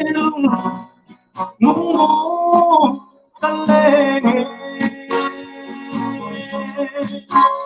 một lần thang thấy kết dòng lên đi một đôi xin ít thế thôi mây nu những về gió hay sang cùng ghé cùng cố đâm tình lên tìm một tô xin ít thế cho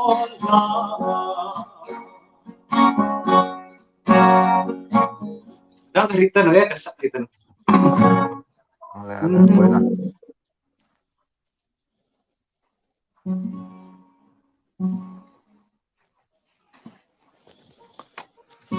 Ui bang.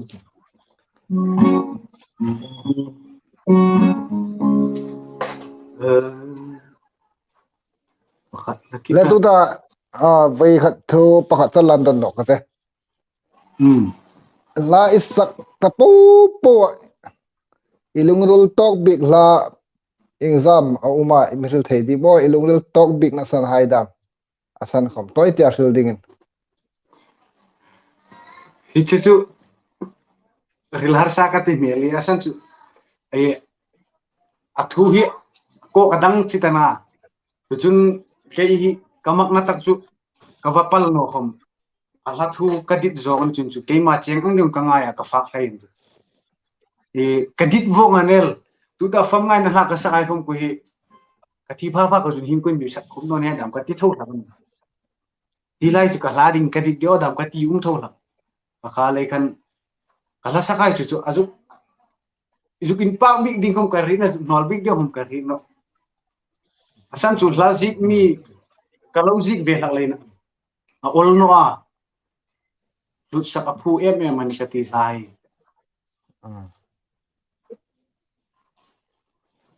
madik pe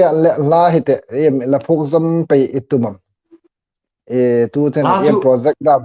ta oh Apuk hai chu anlang dan izir pe ala tho pe kan nu mana pathin in mai ding am pe ka naw da me la hung nei mi chun chu a lok no rising kum khoma mai naw hai lan sak pir tum dam lung le lan nei thau chuna athum ho da me lo nei telem chung chu khan chu seng so kha bek ta no ding na apa da ken ka thau pi the ding an ta na ki ping le naw ka nei fa le su tu ta katir tak cucu nakita katya kumtam dei sintho kalung ri la umna cucu ni tu hin kazu ngai tu ina phukai chu tin lai la ai ti ta anni hun lai khan hin thang thar lai an la hin ai la hai lunga ti an lo fa be chu ka lo ring no attention ngai tu thawon ta tu da min e fam ta pu kol si min da mi hovela hin la dam sin la chu chu aping hi an sir no talo ding ka ti to kal ka ti asan chu maran a layang hu sak da ka ngai tu su khela aman no chau khom mo ala dam singai khom dang dang e kulal biling khom ni sin la puet wara khom sin la e ilal warjing e ti hai pero tin khol hai pf ro lu pu hai dang dang an ni hai khom hi an hun lai kan an lo lum pui je bat atu e hun so da chang thar lai hin ai la sakai lu di mo ti an lo sung tu phak dal the ni amiruk chu an lo sung tu na kel de ai nam lai hin hal hi aro pui ni kati en la mar artist hun lar dok na khom bi ingdang bek kan le hal hui le da ma lo ni lang ni e a chen chu a khovel fedan izira la fu kan jing lai na tamlem hi chu la lui in lar pui chu ai ni tak nin ka hi ileng kem ko ngai tua a tu hin a lo moi zo no ni khom na ki ting chu history mo mak san beng reng min ka ka lo clear la kan ni ai ni ka ai itlei rol hun sung po ai tham ral puya alu no chung sim lo pasal malak ta lo chu mo chapo na len no pasal hi asor guna umani inti pasal ti ru ta i khanga pupel kha chu ni no pasal tia thangla ve tun la chi tam ta ko mai Bronson Marlea MZ picture hin slobanung ngai khobela Bronson MZ picture tuta view hai popo hin juk share vongai tiu tiang zega voidan chu uro kung ang deun thuril khom ithim na sadingani thuril khom ithim na sadingani Bronson Mar a in thokin yang create boka lazu khil me lang kha MZ picture hi e theda ning tuta Bronson len pan hi hin e videographer le photographer an nive veti gati khachu kazu khil no hom lo man thim la e music video kam tam takan lo shoot veta to hin anni markholi na cheng me kana e MZ picture le Bronson YouTube ma e Bronson mar shot team nin ka kita YouTube channel an ne ya e an channel khalo va visit la an tho lo veta khobela e athai ram chum lu sik takan lo subscribe pe kunna hek na bek khom lo mit juk meng sop to lai khom sol la ding khom lo ya ade khik zau chau ni an lo ma to ma pe ding acha MZ picture in ngai lai jeni kha cheng za khat in ngai lai se kong request za khat in kong request ati sak thai dim a full jun ka sak thei nol thei san chu ka thei mil rek ding ana e ka thei chen mu sak ka thei hello kan read MZ picture ngai lai jeni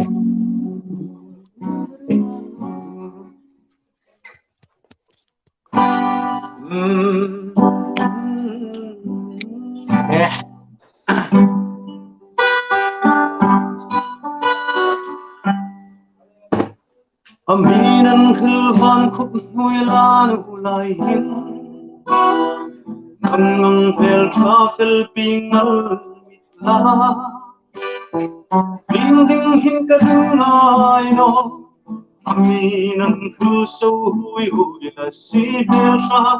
ngang khum zo tu ding che hi dilei hin tong di ring no Kanna phal thailun na che ai lai zeni lengdam belum hil che katuma sin khom kan fa phal thailun na che sun ti kitlo angai nor va Kihin rau saram chenin mangai sing kache chenu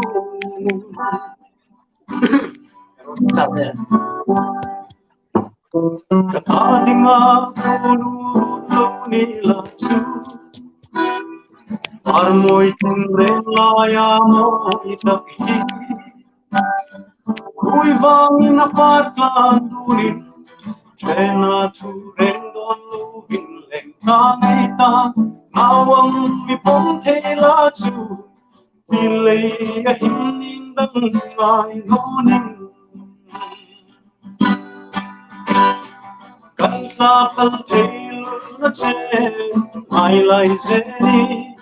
leng dang ve hil se ka thumma sin không kan sa pal thei na che sum pre kit lo angai ton va ke hin rau sa ram chemin mangai sing ka che zeno sen kam sakal ka kalel me am tala sa gop so noro i la request pe anung tia mo trapin ka ko ti la kha cheng som nga in ko request atia jo spyrim marin gop so lo la khong be cha so ro ta i trapin ka ko amiru gal chu chang khal le chang ni chen chau kha pel tel la ya poi di mo san cha sol de ta ai ge sar ti sai lo ri thim ning sin la amiru gal sin sang nom nom hong sang ro i atom ta dai lo sak phai do kha ba e ri thim ning zo spyrim mar Ghost Firing Mar. Aku bulu login kecil ya. An bit wong tak na pa hi ka mai sen la tai. Ghost Firing in tapin ka ko ti kha cheng som ngai nong request. Tapin ka ko mo. Tapin ka ko ki so na e. Tapin ka ko ki so na. Lo mo in milo sapek baya nang mi kan zale cewek kala sarcar dengan boy chap no amiru chu ai lo zo tarak no ko min mi timun la lim lai ni hai karinam sorla kuile si arang koi ni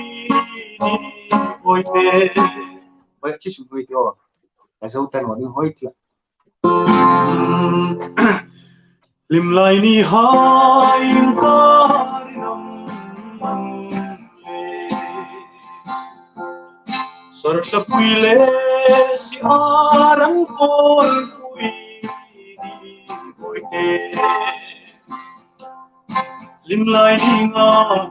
suri bằng ai em sẽ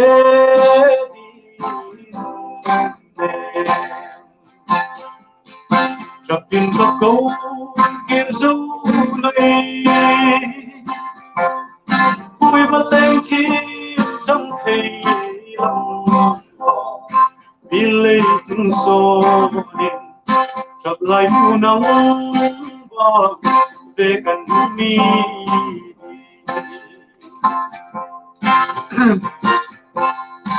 Itu di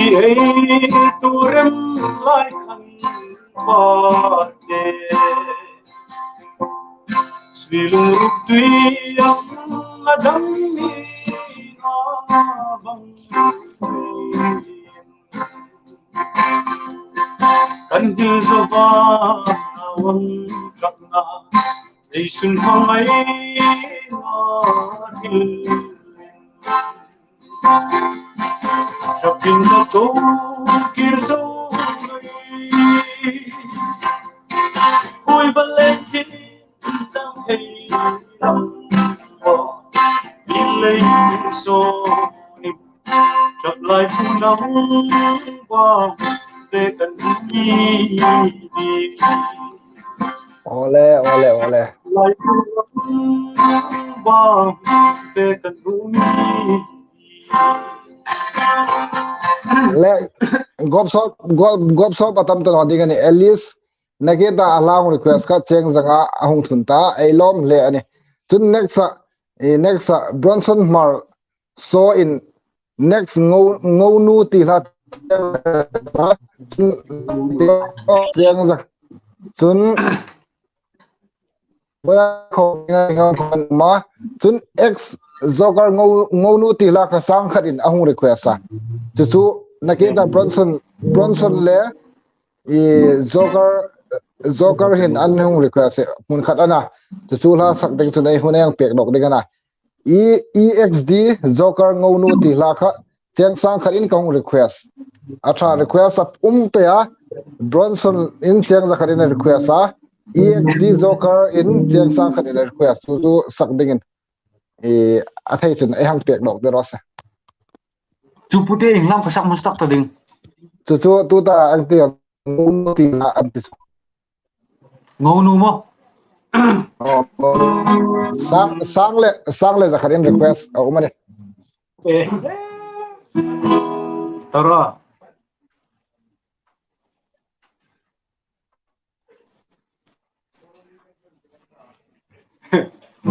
tara sak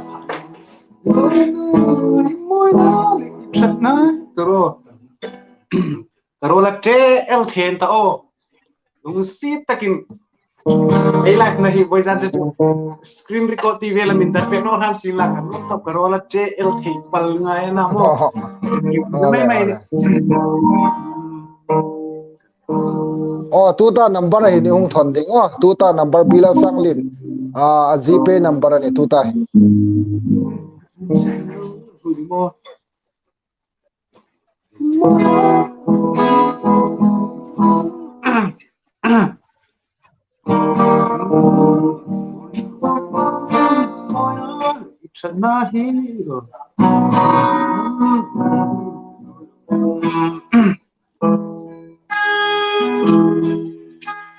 hila ngonu hi class 10 school life la ka phu kana lo so ke tale a tu ta chung khan chalupi le pyramid production haizar saksuk theina uma milo hu sakera lo tak zet ka thayang kung sakding a full khomin ka sak dok nol thai adang dang haila saknung si tun karola bo ma man bekar ba re a full kha chu ei tum no ding ani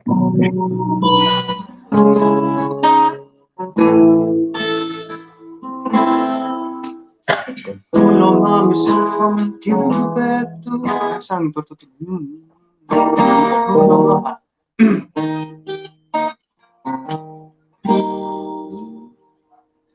Cần tôi lo la mi su from Timbuktu Tôi bây giờ mi su quy Timbuktu lại không sala cái ta lung ruột sức say tu bên chim lâu thật đột lại ngô nu im môi đã lệ chặt na hi ngang lên nịch cùng sống nghe chung khu su môi gì su lòng đi cùng tlung đi đinh niên cắt sang chế cara mà ngày na tin thu đi ha mi sẽ quý tu đinh yên chung khu du feel lung ra ta ka hasat na min from quý tu lung mai lai a tu kata ding hin chu tilu bat lu ngei ma sang tamo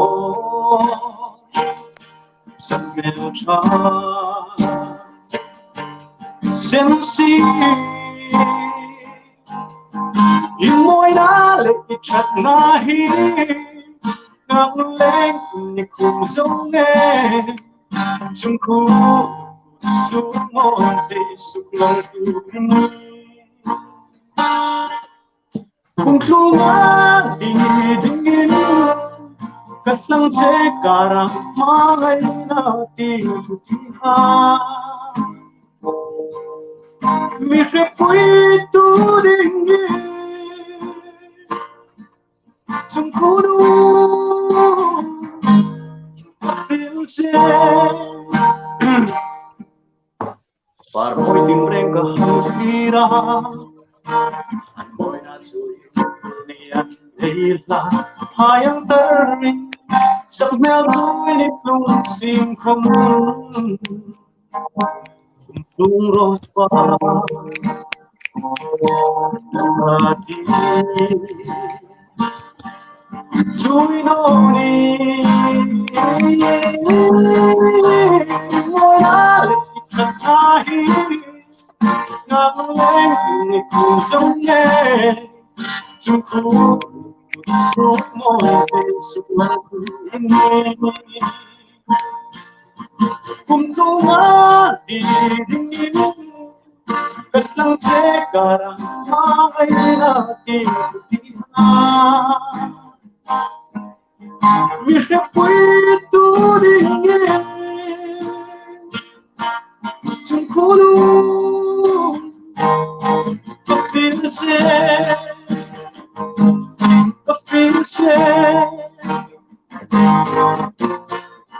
kuno sa rin siyang letambing lehita runong katayilong tuni dadamlay nito nang lehinte amang duni tobat terasa no kasau talon ole lo mun talo turu EXD Joker Lea Bronson lo minum takzet in request na hong sak siang sang le zakat pani in sol talota mo guess ala insang ay kabul bul ala sak ni sinat zo fire him mar GP kazuk ena alla invite uma GP number anino amani please ahong te amo kay ka GP kan chanong thuna lut pe na ai ga chanong thal sing ro se chulai tak tu pathin zarin damaita ke khom nasata ke loan puchang kata resel na thar haile hi channel la bok hin nikhat losing takin ela thotum ding ke khom kazuk solin zom bok karol achau deu ni ka hita ka ni khom in lo ngai khom kan in lo hit karinga karola tiet jantung ta cuba ka tuta ke zuk lak sang deu kalel dewa toro thil pat job poisa tu da Google Pay anong thun tum na che hin GPay invite ati pe ya amang no mani atia nun dan pek ran tia mo GPay mang jingan no kan inga ilo tho thai lo no ani chun ama ta ilo tho thai lo no ani chun nakita anmong sen nai kha hong lut jung junga kalo mu pe boka I khom chun apoi chung no I nakita ai hil kha in la rit dim hong trai no gan la in tho thai no ani chun nung sil no gan la hi bilal sang lin a GPay number ana tu ta e suklang jing in tho thai lo no le nung sil no gan la dangai hong sil no gal ding ani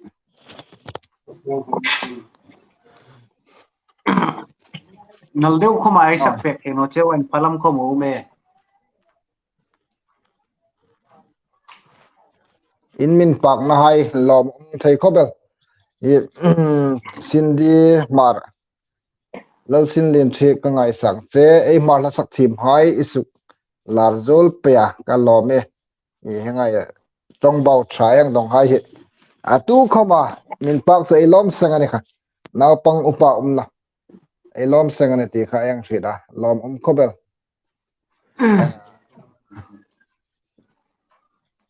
nakita GPay number kha ai lo thai lo no ani chun myong sil no kan la lom hleng ati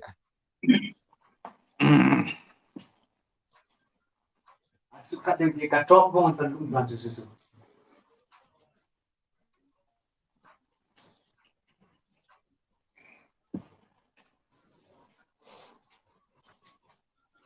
Imani kahoil enum makta kahoil kamabulan in boom elta ke sungai. Ho to pa tabin ka ko ti kha zani advance in ka hung thon dayan ta o a poimo zani advance in a long thon ta tia Tapin kau kui boyzan queen ai dek ron tar kui iwong si ai ngai pu ai no tho tak ro ni. se ai cái com he ka battery he boya zu ka battery an zo tre ban ta ke boyzan he a short he Ano le mo pute. Lo go putela minit ka char lawan. ole acha naketa gpay number bilal sang le nai suklang kha inung thun lut thaino ane chun ka gpay a ema zat a hung ta ya kang pe ya e tu tana gpay a hung lut chu cheng sang lut ta kai ka gpay chu cheng suklang hal sen la nakela ama e thon song ding in lo thon dok thaino ane khomin ei ka gpay number 8134082928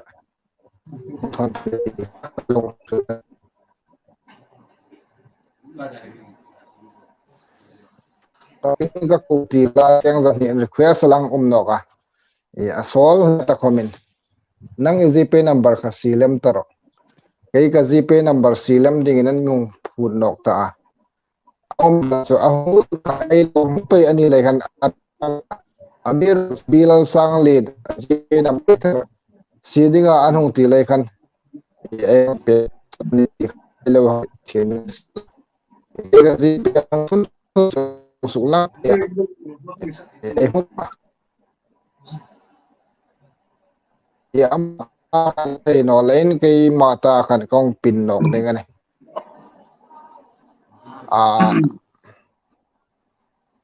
Wallahi đâu kan Zos fire him hi. Langban fela ni ma.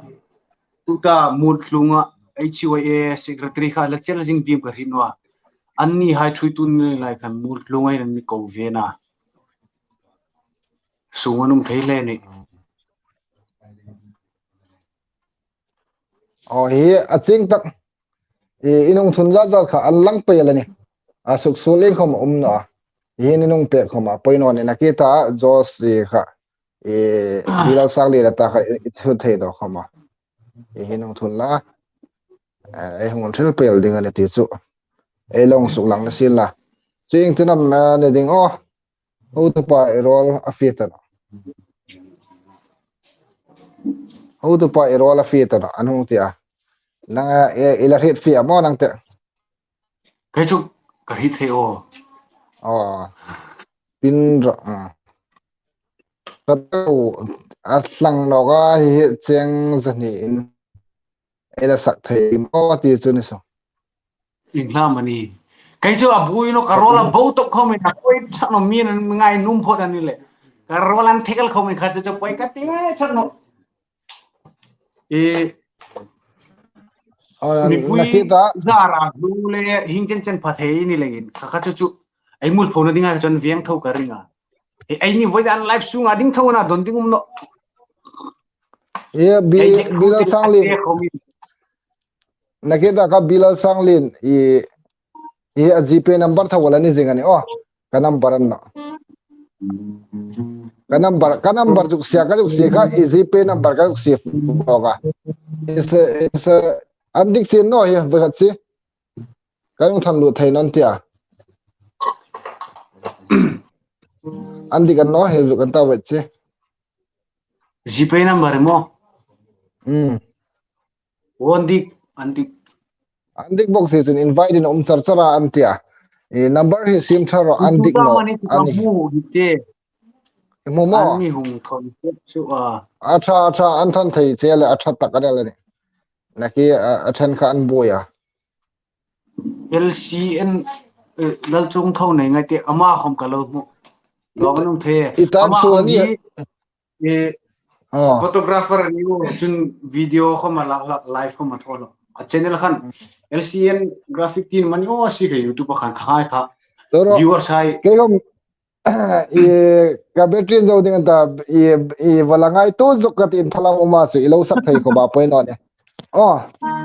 ai tho ta lak lo sun ai ala tam pe ho alle ya lo mo ma ngai te request en wat tala pute i mala saklo kha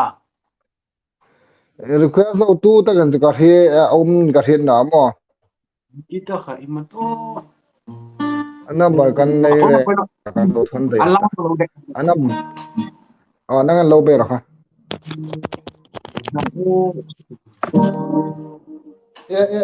tabin ka câu ka mo tabin ka câu ti la ka chang ka ni request chắc cùng hin che con thở được rồi anh người hỏi dừng lại đi hỏi con dừng lại đi hỏi để xuống mũi mẹ tài cho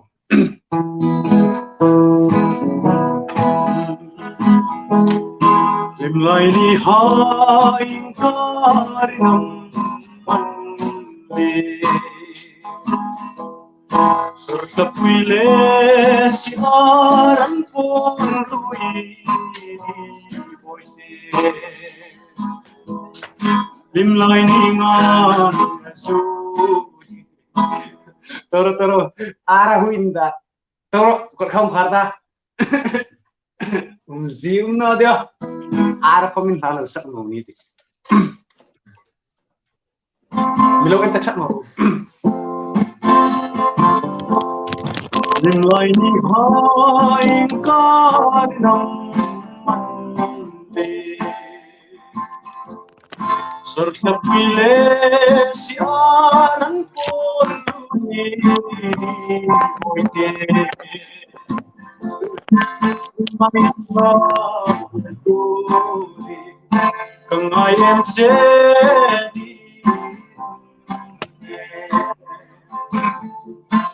Trapin ka câu kir suli Kung balentin someday Ilay gusto Kahit mamumba Bekan tumi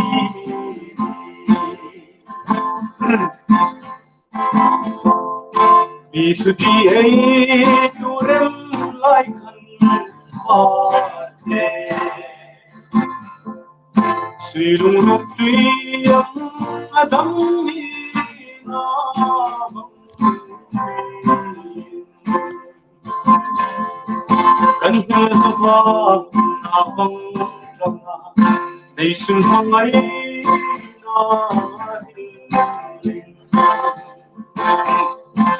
Jakin kako kirsuli Koi balenghi someday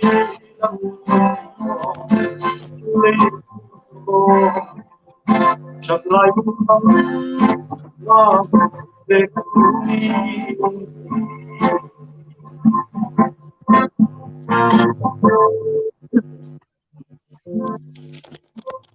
Yeah.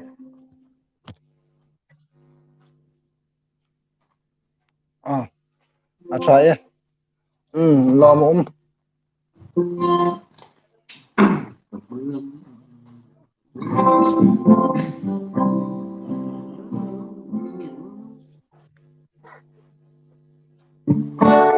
Ina may sak no tading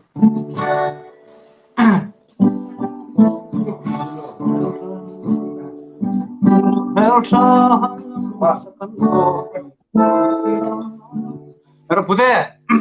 ala phuk pakhat advertise ang de bo sakat yo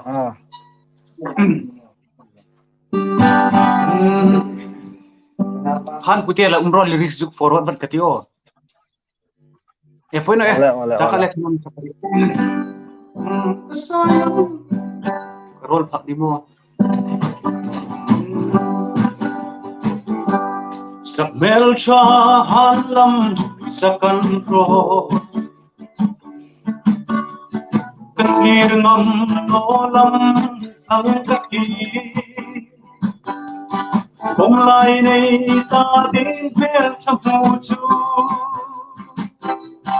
tu đo năm thu ca đâu đi cái sai ngắm nó có thu thu cái bông ngắm nó chuyên chuyên đi chu chuyên lấy mình nó anh đi tu ta cần đi xia lạc phụ về máy mình anh đi tu ta hiểu không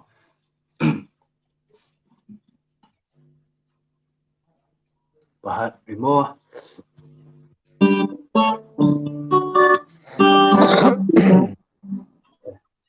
hi ulze ngay tiêu la sa pakhat hi mo lyrics ke do dan hinun lalu hirung di cucu kasak ng hoy katitar no asan cu masak laya milaw maksan ham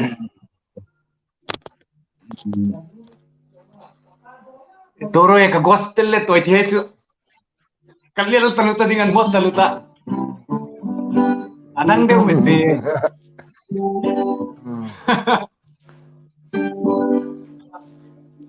uzon hiyo kariet wong markolin ka hum me isto kana malam malo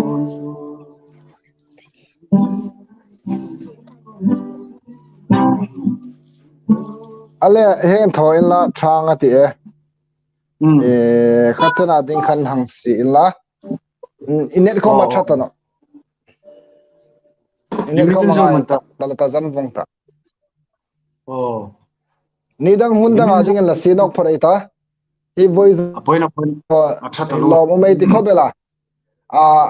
bilal sanglen agia artist sumdol ding ati ke khoma dol ding ati khomne lo amiro gal sai thlom ngai na zarin chengtam tak ehang dol suka lo mo mai ti khobela hi ong tholam tuai po chunga lom thu ei rila velnok hunnok ei tho theinok huna hinega thanem ngai nok zol dingin ehang en filesin la le heng chen thlir tu hai po kan lom chewa tin boiza na guest artist bilal sanglin chunga sa tak ka loma pathin mal som na tam tak dong dingin na sang tak kan hlan ni ro sa imrengen bai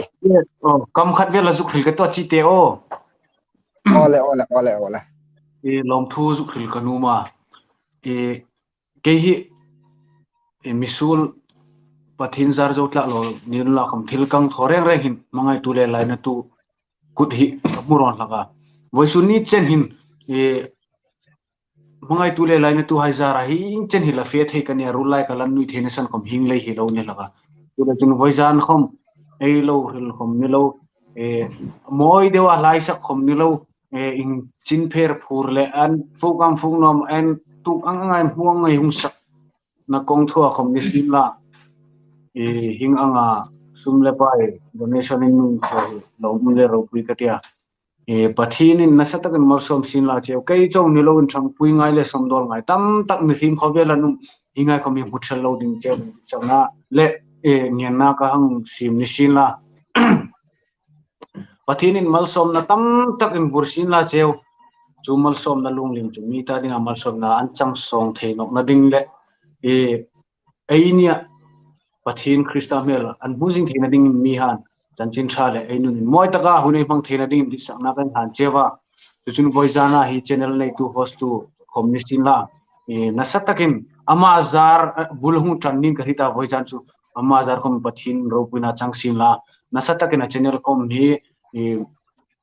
hun thanglin sin la mitam tak hitakan thokin barvul suk tharai sin la chukai numa disana nasatan kai hlana pathini na ma thui paisin la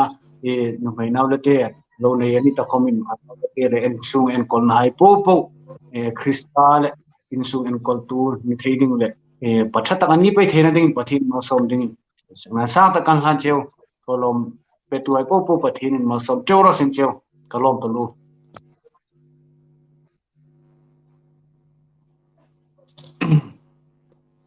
le bai ha ka au the tano